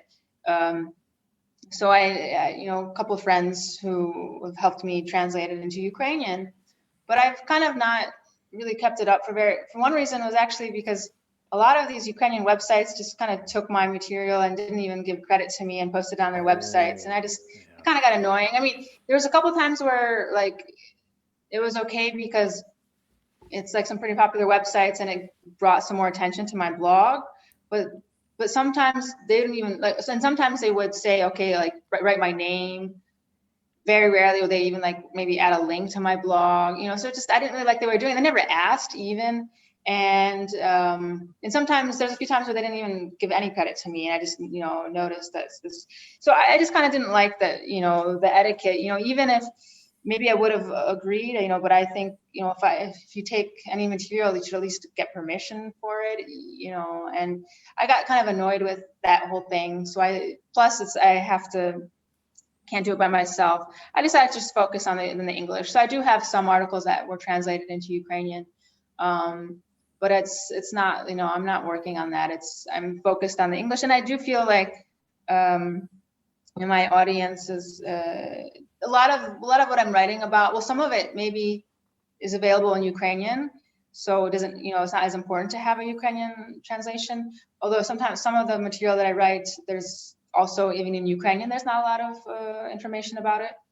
But I've just realized that there's just so many people from all over the world, who have a connection to Western Ukraine, who want to learn about it, and that's just really my audience. So I just feel like there's a lot of Ukrainians who also follow me, especially on social media, even if they don't know English. But I think that one of my goals is to kind of help people that don't have the language knowledge to learn a little bit more about this region. So your Facebook has about 6,500 likes or something right now. It's quite a few. It's substantial amount. Yeah, And I yeah, think you're a lot more active on Facebook though, like in terms of publishing, like making posts every day. right, right. Yeah. So yeah, Facebook, because I mean, it's a lot simpler. It just could be just like a nice photo of architecture. So it's mostly architecture. I mean, my focus, I mean, I've always been most interested in architecture and kind of the infrastructure and finding, just old architectural details or old kind of infrastructural elements that are obsolete that you can still find, in the streets. And so, right, so Facebook has kind of become, and same with Instagram, just, I could post, just like a picture, every day of just some architectural detail. And whereas the website, that's where I'm writing kind of longer articles that take a long time. So lately, I think I've been publishing maybe 1 or 2 per month articles, but on social media, definitely quite active. Well, the length of the articles that you have on your blog are substantial, although a lot of them are just like photo essays. Like there is one about the Canadian Right. Some churches. are more like, yes, true. So yeah, I have a lot of photo essays. Others that, yeah. But because again, I'm most interested in the topic of kind of like physical traces, physical remnants, and just kind of the imagery and like kind of connecting to history by looking at these structures, these details. So like the visual aspect of my blog is very important.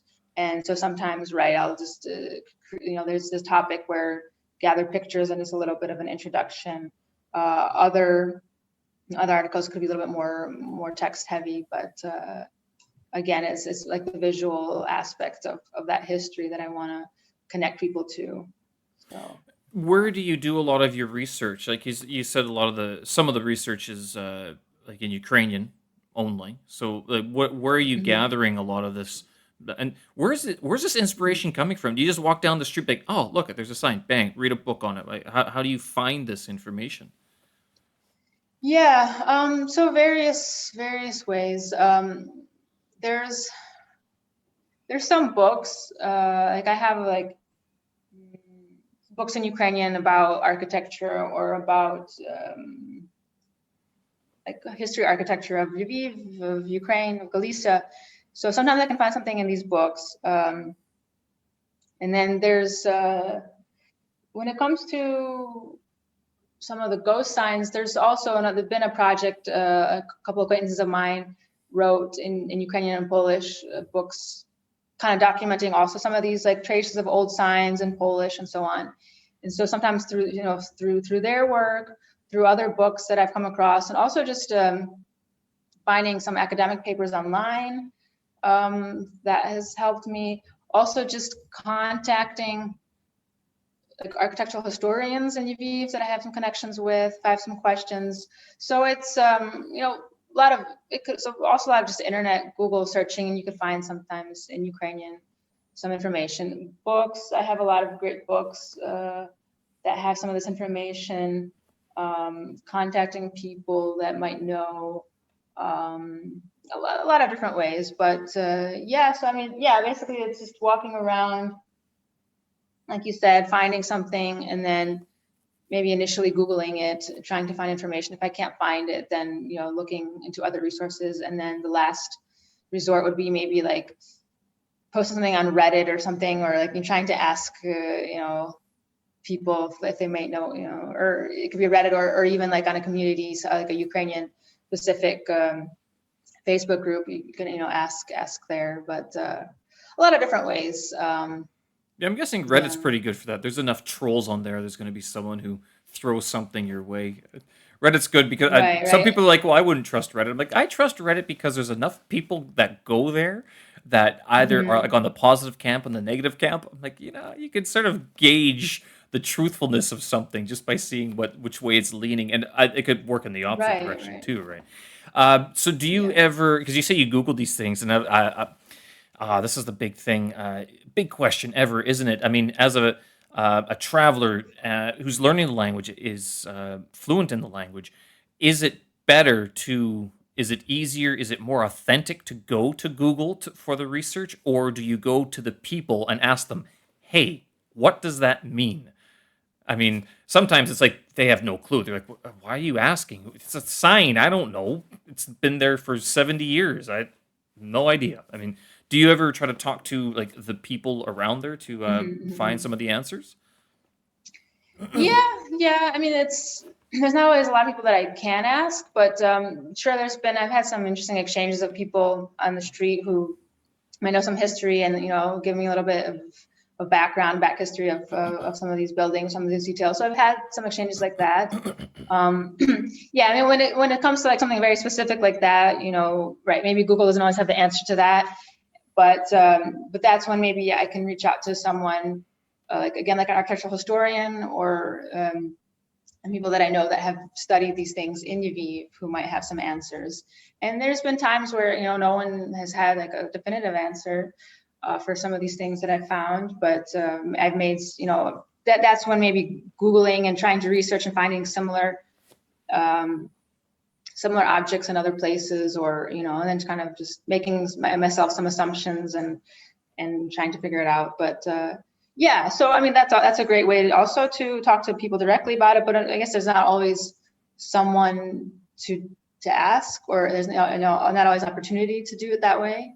So I guess I wouldn't say that there's that much of that kind of one-to-one exchange, but a little bit, yeah. Yeah, and people are usually working too. It's not like, I mean, it's wonderful to think that romantic, oh, I talked to the shopkeeper and he gave me all the answers I was looking for. It's like Mhm. he's running a shop. I mean, if there's no Mhm. customers, he might be willing, but then also he might also just want to go watch his TV show, because that's what Mhm. he wants to do in his spare time, not talk to someone about the sign in the window or whatever it might be, right? Right, right. Uh, have you ever Um, had, because you're documenting a lot of this on your blog in text and in picture format, so you're mhm. I guess slowly becoming like the resource for Galician history. Basically, you're the repository for it. Have you ever thought about going out to the country and like talking to people and recording them? I hate to say it, like in podcast format, but I mean something like Mhm. that, being like going out with a recorder. Hey, do you want to talk? Mhm. Can you tell me about this place? Can you tell me Mhm. about your farmstead? Right, right, right. Yeah, I mean, I've never really, I mean, I guess I've never thought of doing it myself. I know that there's other projects, other people that are doing that. And I feel like I'm maybe not the best person to do that for various reasons, even from language skills and so on. But I know that there's like this great project that's called Local History, Lokalna Historia. And it's been going on for great because I think that this should be done. And like you're saying, go into these villages, talking to people, gathering information, documenting it. And it's more of like, the villages and the stories. And although I think that's, very interesting, I feel like for me, I prefer kind of looking at history a different way and more like, maybe I'm more interested in the kind of like the urban history and just these small details. And I'm not for myself, I'm not so much interested in documenting these specific histories behind, people's stories, because I feel like there's just so many aspects that you can, research and document. And I've focusing on like architectural details and like these physical remnants that you can find rather than like these stories. But um, yeah, so basically there's other projects that are doing that, and I think they're doing a great job. And it's also just like a great, and sometimes for me, when I'm writing some of these articles, like I can use that material for sure. I mean, these are like eyewitness stories about these events or how people used to live, and I think it's fascinating.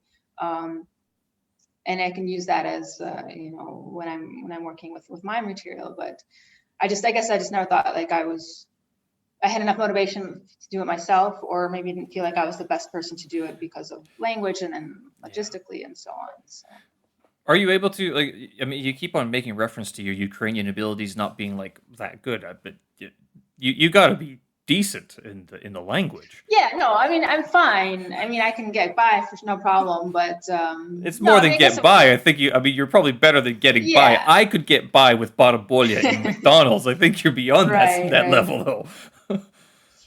Yeah, no, I mean, true. I mean, maybe language wouldn't be necessarily a problem. I guess I'm thinking there's certain areas, certain like when I have to like go to the doctor or like a medical appointment or talk to a lawyer about like apartments. Those conversations I get completely lost, and like I feel like I struggle with language. But when it comes to basically everything else, like I guess I wouldn't say I have any major problems. So I guess maybe I was thinking like also like the older generation, maybe they speak also in some more dialects or like some other, maybe I might struggle with some language or yeah, I mean, you're right. I mean, it probably my language is fine. It's not It's that fine. bad. I mean, Yeah. have you ever taken a test in Ukrainian or like in Ukrainian language, or is it like you've just been level talking sort of thing? Academic, of course, as well, but you've never formally taken any sort of testing, like what is it called? Not the Common European Framework, CIFRA, whatever it is, similar to the IELTS or the TOEFL levels and the Okay, Russian for level. English. Yeah. Yeah. No, for Ukrainian I haven't. No. Yeah. Okay. Are you interested in doing that, or it doesn't really matter? No, I guess I don't see like a reason, yeah, to do Probably it. not. I was my Yeah. Russian teacher, who Solomea Boo, because you know her as well, or you're friends with her, and she's like, "Well, what is your goal with Russian?" I'm like, "Oh, I want to be C1 or C2 by the end, like by April of 2022." And she's like, "Oh, okay, interesting." So I don't think I'm anywhere near that just yet. It's slowly, but the pronunciation is very difficult with Russian. I still say a lot of the words with like Ukrainian accents, or I use a Ukraine. I didn't know like Russian doesn't have mayu, ya mayu yabloko, right? Or ya Oh, mayu yeah, that. yeah. So, but in Russian it's imyeyu. So I mean, I had to get that out of Yeah, and my actually brain. that's interesting that you bring that up because you have that in Ukrainian, but almost no one uses that in Ukraine. And that's something that I noticed that I was using a lot and that no one else was using in Ukrainian. Like yamayu, like no, I don't know anyone who would say that, although people would understand you in Yeah. Ukrainian. So that's even like a very like Western Ukrainian thing, which I think is pretty fascinating as So well. what do they say Yeah, instead? that was strange for me. What do they say instead of yamayu? So like umene, Oh, umenya, yes. like so like я маю книжку, like у мене книжка. Okay. And it was a little bit strange for me to understand because it's like a lot more like, in English, like I have, when it's like in me is a book, it sounded, at first it sounded a little bit strange for me when I would hear people talking like that. And that's basically how everyone speaks even here. So yeah, because I'm learning Chinese right now, and I'm trying to learn Russian. I'm only learning Russian basically as a distraction from my Chinese because I was getting fed up with my Chinese, and I was supposed to learn Russian years ago, but I never did. Is when you're speaking English and thinking in English, is there very big of a difference in like speaking Ukrainian and thinking in Ukrainian?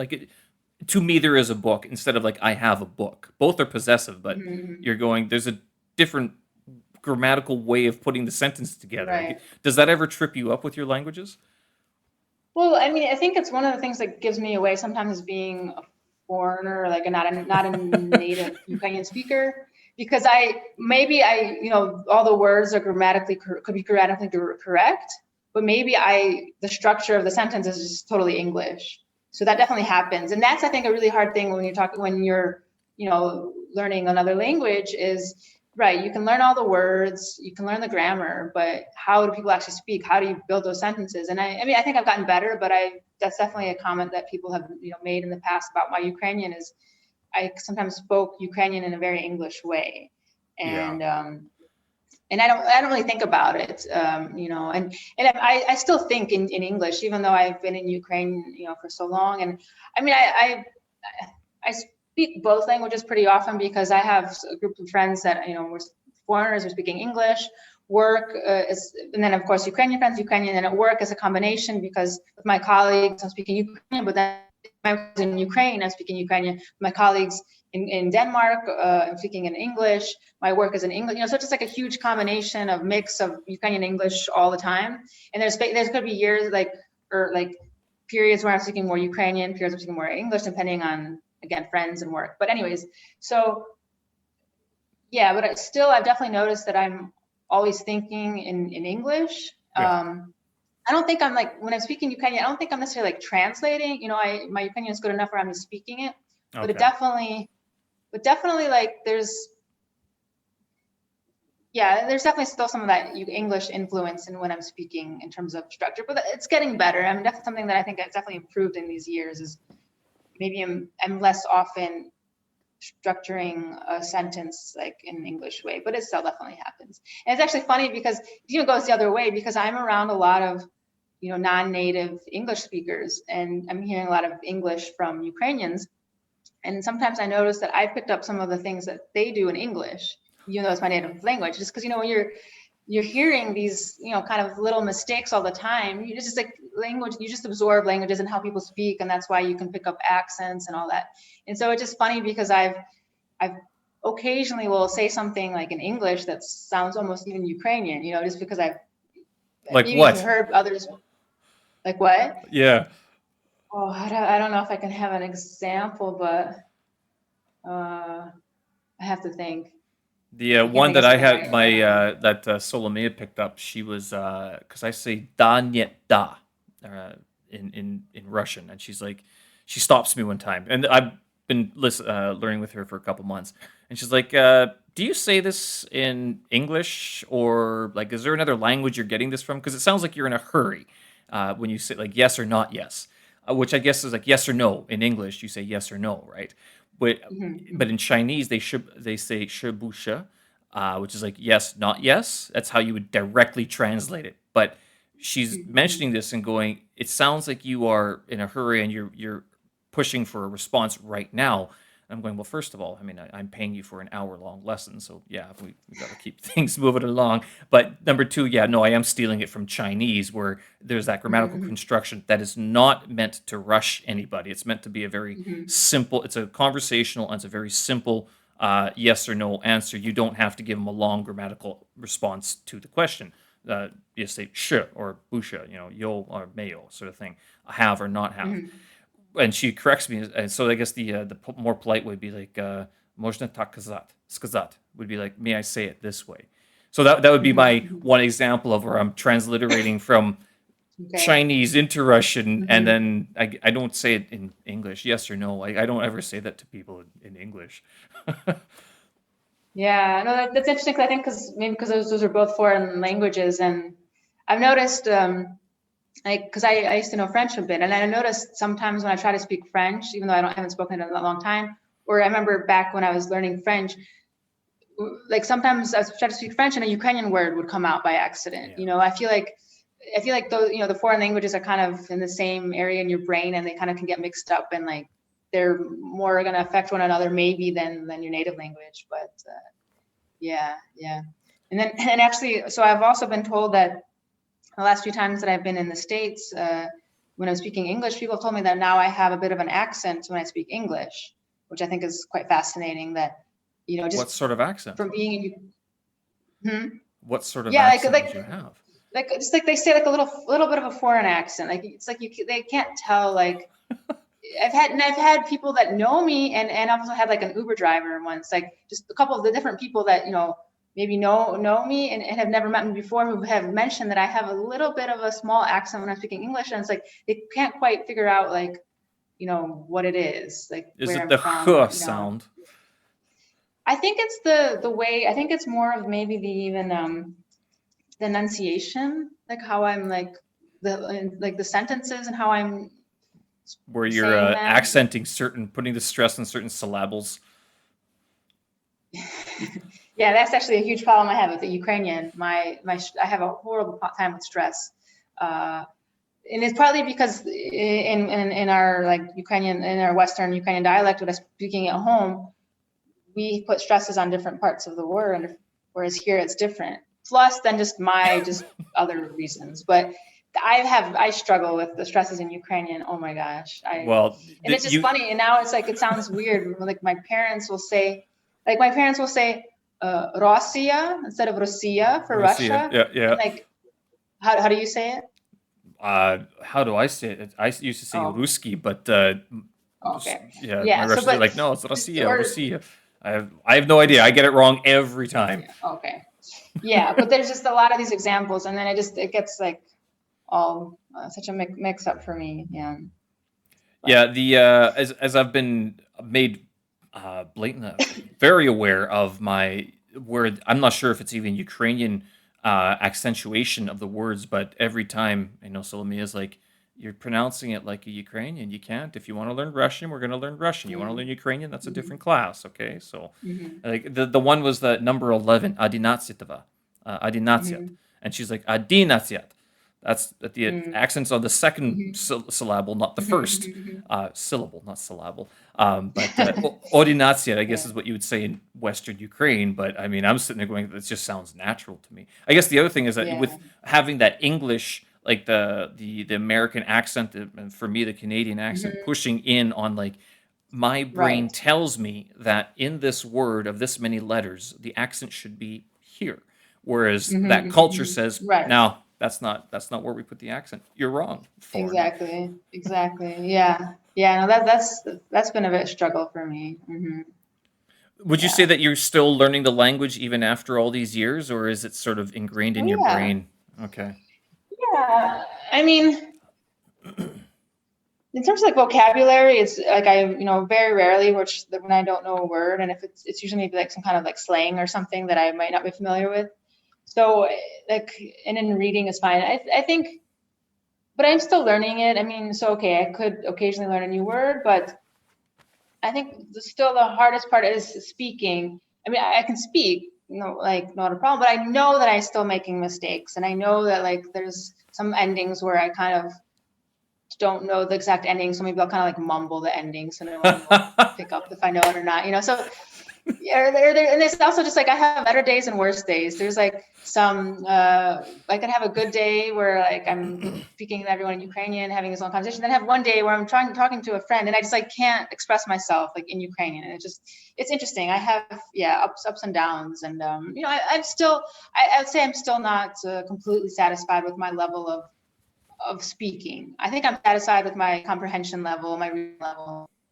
Speaking, I still feel like sometimes I just make stupid mistakes. Sometimes I just know I'm not saying something right, but I just don't know exactly how to say it, or it just doesn't flow as well as I would like it to. So Right. Have you ever? definitely need to.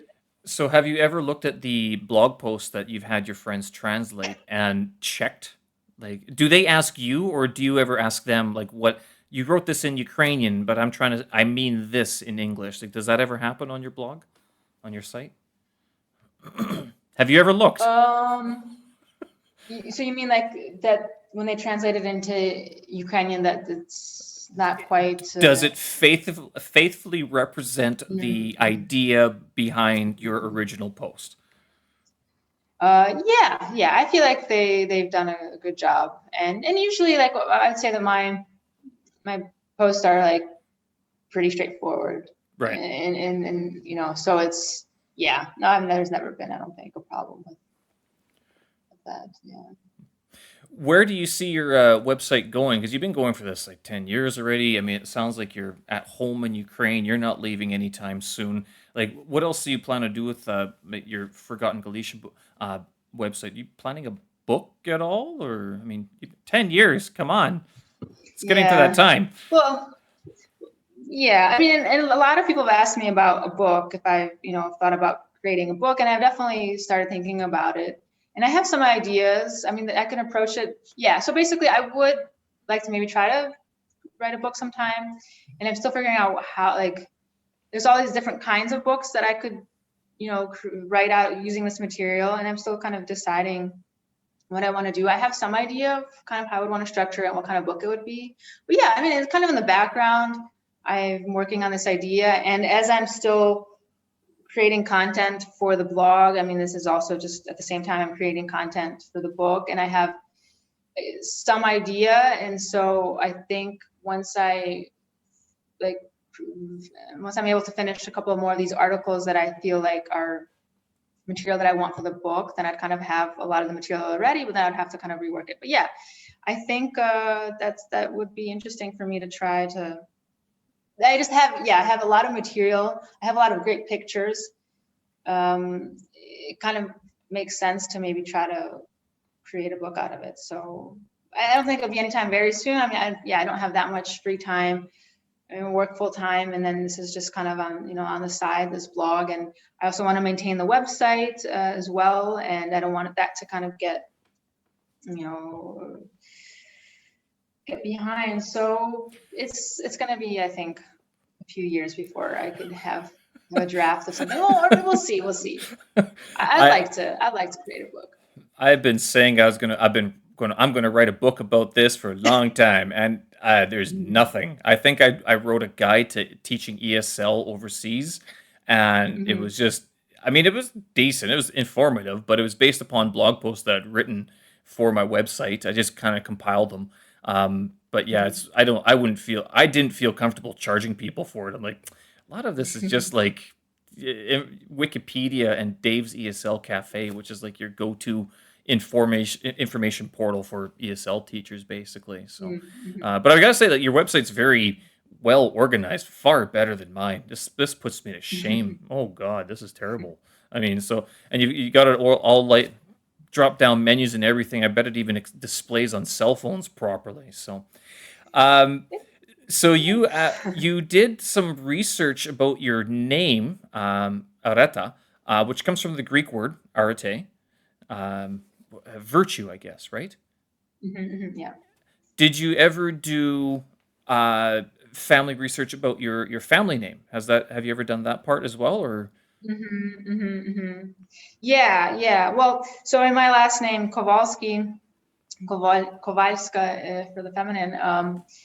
Well, so it's actually Koval means Smith in Ukrainian. So it's actually we have like the most common Oh, surname, okay. but we do have a history of how exactly we got this name. So yeah, so basically my last name means Smith, and Koval, the ski part is something that like a common suffix, especially in Poland and Western Ukraine, which basically, as far as I understand, it's like only if you had like only like noble families, or if you had did a certain deed, you can add the ski because it adds like, I guess it's kind of means like your you status. It's like a more you've like a been status symbol. recognized as a people. Yeah, right. And so I mean, there's a legend in my family that so like an ancestor of mine, like in medieval times, this was before, like in like the 13th century. He was a smith, and he oh, what's the word? He made what's it called, a horseshoe, but I don't know what the actual technical term, like when you make. Anyways, he made a horseshoe for supposedly for King Danilo of Halych, so like the founder of the city of Lviv. So there's this legend, so that he was like his blacksmith basically, and he made horseshoes for him, and so that's maybe why he, eventually they had the ski ending. I don't know, but supposedly our ancestors were like smiths, like for King, for King Danilo, and then as far as I know, that those Kowalskis, they were never serfs. Because there was most Ukrainians, were serfs, but there was some like petty gentry that were always free. And supposedly the Kowalski like family that lived outside of the Sambir region, they were never serfs. And yeah, so that's the legend that we have for the Kowalski name. But So it goes back what, a 8 centuries, 9 centuries already, right? yeah, because that would have been, I guess, maybe the 1300s. But this is, of course, this is a legend, and I don't know if people even had really surnames back then. But maybe eventually one of his descendants, when they started using surnames, maybe it was just like they were always like smiths for many generations, and then they eventually, took that surname because of all those smiths that had been in the family.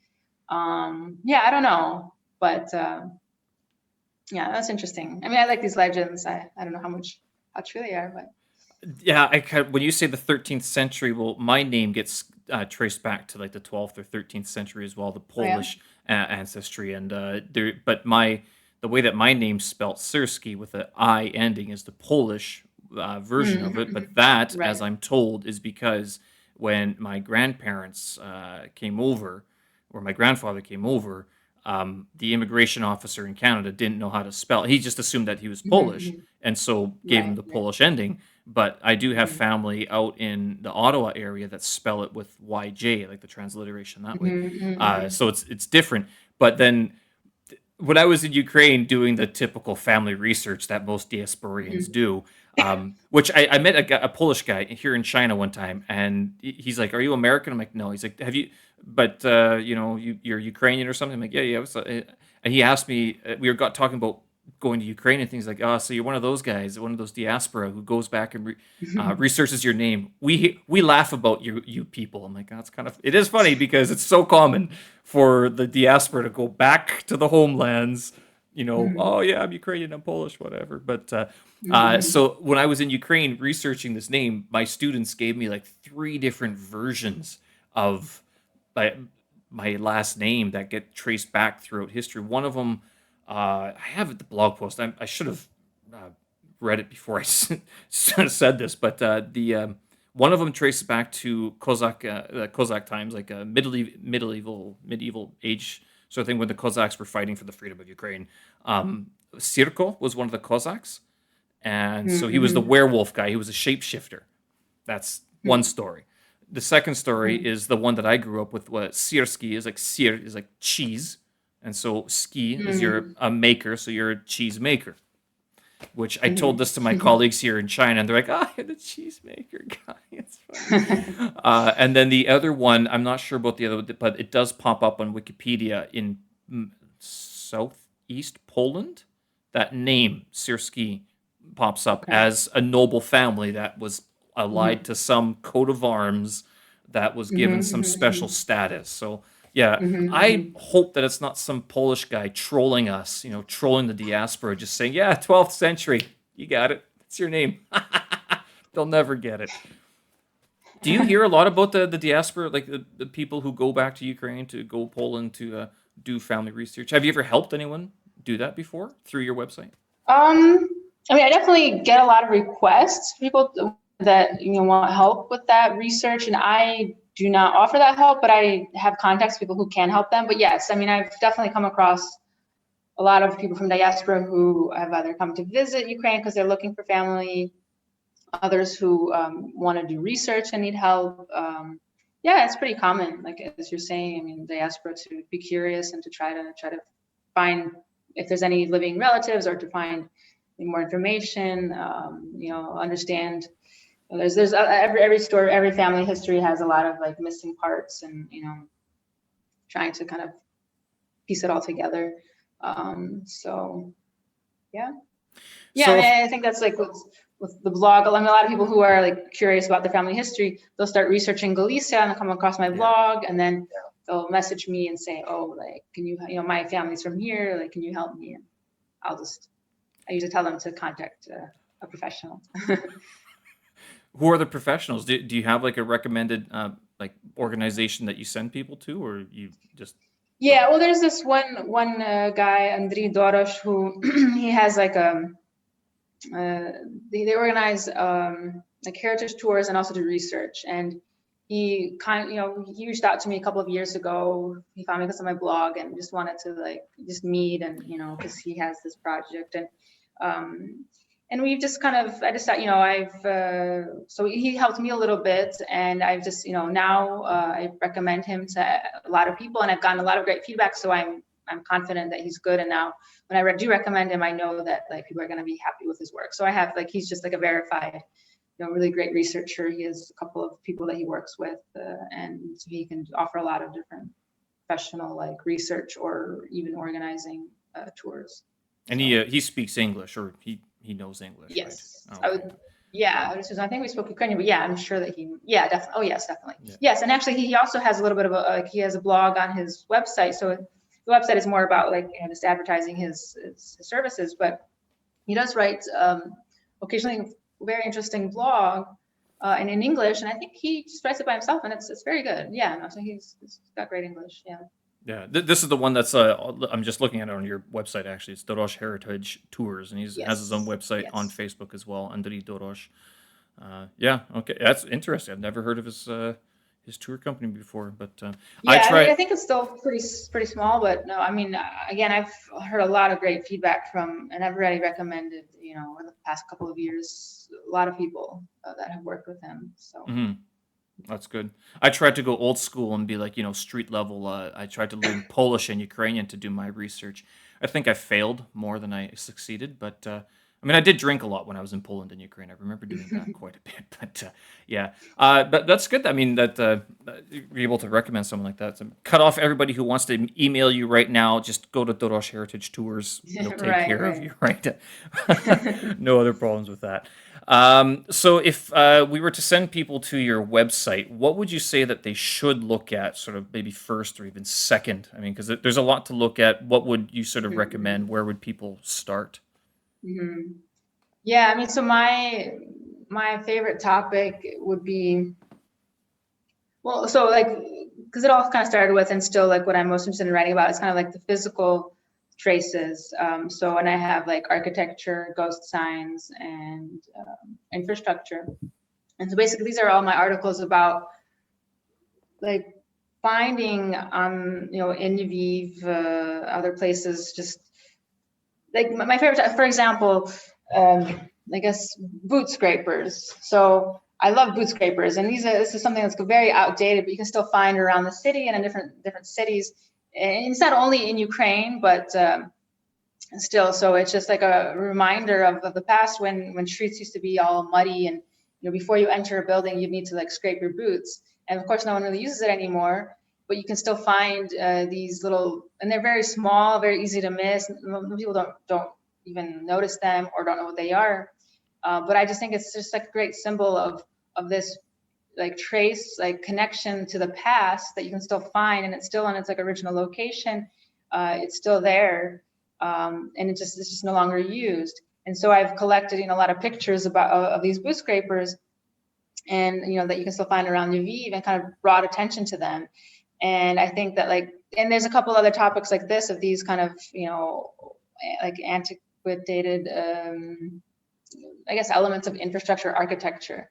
And so I have like that whole section about physical traces. I think like architecture and ghost signs and all that. I think that's the most fascinating part about the topics that I'm most interested in. And I think it's just like such a great way to learn about history and to feel the history, is when you can actually see history, like when you're walking in the streets, and it's not in a museum, and it's not like some story that you're told, which of course these things are also amazing. But like when you're walking in the city and you find some trace of something that's been there for over 100 years, something that maybe it's just no longer in use, but it's still there, and it just remains as a reminder of a different time, of a time when Lviv was had carriages, a time when Polish and Yiddish were spoken on the street, and just being able to just see that and kind of connect with that, I think is just fascinating. So just all of the, I guess, articles that are specifically about the physical traces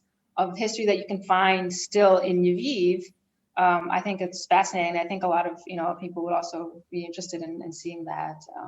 And actually, when I'm talking about book, like, so when I do maybe write a book, I would like to focus on that, like on basically presenting what physical traces you can find of, let's say, the Austrian period in Lviv when you're walking around the city, because there's still a lot of these little traces. So yeah, I'd say go to those sections and those articles about physical traces that you can still find. Yeah, well, if not a book, then at least a little guidebook. I mean, even Lonely Planet could probably Yes. pick this up. I mean, they could put in a little page or two about forgotten Galicia. It's Yeah. yeah, you got a lot of information there. It's how do you say it's Shemushel, Peramishel, Shemushel, In Ukrainian, paramyshin, in Peramishel, Polish, it's a bit harder to say. It's shamshel, Shemushel. I can't say it very well in Polish. Yeah. Shamsel. We have a Or few Polish shalim. colleagues, and they have a lot of consonants in their names, so we have a good time trying to pronounce Yes. their Yes. names. Well, that's really good. So, what would if everything went well, or if everything went to complete shit? What would it take for you to leave Ukraine? What do you think? Like, is there an end date, or is like Ukraine now home for you? I mean, Ukraine is home for me. I mean, I miss, I do sometimes wish I could be closer to family, like to my parents, my brother, my sister, my nephew. And so I think that's one of the hardest parts, is being far from them, and just be wonderful to be be closer to family. But I mean, I'm able to visit, and they're able to visit, and so yeah. I mean, I don't know if there's really anything that would bring me back there. I mean, there were some periods of time when sometimes I was questioning, oh, should I really stay here? But when I was just in Chicago this last time, I was, it was great to be there, and I like Chicago, and I loved seeing family. But I also kind of realized, I think it helped me realize that I am in the right place. Like, Lviv is the place for me. I am happy here, and despite sacrifices, despite some of the hard things that come with being an expat or living in a different country or living in Ukraine, I think I've always come to realize that I'm doing the right thing. I mean, I'm doing the thing that makes me most happy. So I just can't foresee something that would tell me that that I should be somewhere else. Even though sometimes I question, what am I doing with my life? Am I making the right decisions? But in the end, I'm Everybody has confident. those questions. What am I doing with my life? Yeah, I mean, I hear that all the time from ESL teachers too. It's the same question. Right. I think Yeah, I mean, but when that's I meet also up with, stems from the expat community. Being an expat, exactly, you double check yourself right. sometimes. Exactly. I was just gonna say, like, when I meet with my, couple expats on a regular basis, it's definitely one of our topics, because about, like, being an expat and all the sacrifices, but all the like experiences and all the great things that come about having this, having chosen this lifestyle. So yeah, but it's definitely a topic of conversation. And I also wonder. I've mentioned this a couple times with other people. I wonder just how different being an expat, like especially you on your website, you refer to a couple books that were written about the like Galicia, that territory, by people in the 1890s and stuff. And that's why I was asking you where your book is. When are you going to contribute to this lineage of yeah. Western Ukraine literature? But it's like, to live back then, like getting on that boat or that horse carriage that went Mm-hmm. that direction. I mean, you weren't seeing family if maybe ever again, sort of thing. Right. Nowadays, it's like I'm in China, you're in Ukraine. We're Mm-hmm. talking via wireless technology. I mean, Mm-hmm. I don't know. Do you think your experience in Ukraine would be different if you weren't able to communicate with people back in the States? Yes. Yeah, it definitely would be. I mean, right. I mean, I think thanks to technology, and it really does feel like there isn't that huge of a difference, like physically, as there really is. I mean, it helps so much to be able to have like FaceTime with family, and it does help a lot. I think it would be a lot harder without that. Yeah. Yeah. All So, right. Well, I yeah. mean, fantastic. I mean, it's a lot of expat. Oh, I mean, we can go on about being expats forever, right? I mean, it's one of Yeah. those things where you get into that conversation.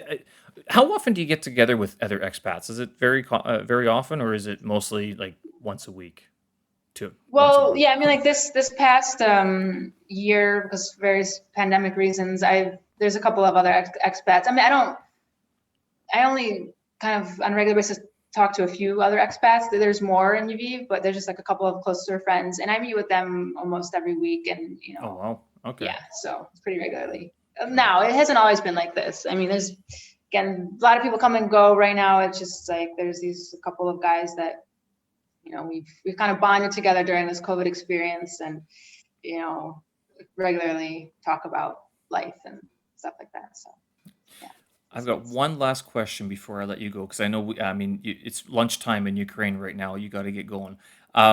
But other than your website, other than work, what else do you do with your life in Ukraine? Like, how do you live like a normal life, or is it all Ukrainian dancing and like what you traditional Ukrainian shirts? What do you do with your time afterwards? yeah. I mean, that doesn't really leave much time, I guess, because other than work, so like most of my free time, I'm working on my blog, and that just means, again, like I love walking around the city, taking pictures, writing, researching, writing these blog posts. reading, and then just everything else is pretty basic, like meeting up with friends, going to a bar, or going to a restaurant, maybe going on some day trips, a little bit, traveling. But I mean, I'd say everything, it's like a normal regular life. Not much else going on, I guess. Yeah. You don't take like Muay Thai lessons, Krav Maga. You don't go CrossFit. You don't do ultra marathons. Nothing like that. No, no, no. I'm trying to think if there's anything else. Yeah, that no, no. I'm guessing like the streets of Lviv are enough of a distraction that you can do that. I mean, Beijing. It's not the architecture. I can't help but say it again. It's not the architecture that. So, okay. Well, that's very good. Awesome. Thank you very much for taking the time today. I know you are very busy, and it's your time off basically. So I'm taking up your Saturday morning in Ukraine.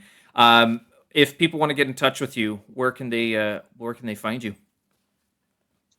Yeah, I mean, I guess well, on the website there's also an email address, but like I'm on a social media, like Forgotten Galicia, like Instagram, Facebook. There's the website, and then on the website there's an email address as well for direct contact. All right. And the website is forgottengalicia.com. Galicia or Galicia? I'm not even sure. Like I hear, I think I sometimes use both, and I've heard people use both, and I think about this occasionally because I think I'm not actually 100% sure what the correct way. I think I say Galicia, but I've heard both. I don't know. Yeah, I guess I should know. All right. Well, thank you very much. I appreciate you for taking the time to talk with me today, and I'll get this up very shortly on the podcast on the website. So thank you very much. Hope you have a great day. Okay. Thanks for taking the time. Thank you. Thanks for having me. Okay, talk again. Hey, bye. And so that was episode number 26 of my podcast. Thank you for joining me. I hope you enjoyed that. I guess it's a bit of a walk down memory lane for me. In that Areta and I talked a lot about living in Ukraine. She obviously has far more extensive knowledge about the country and what it's like to live there as an expat and live and work there properly, especially outside of the ESL industry, which is a different type of living experience.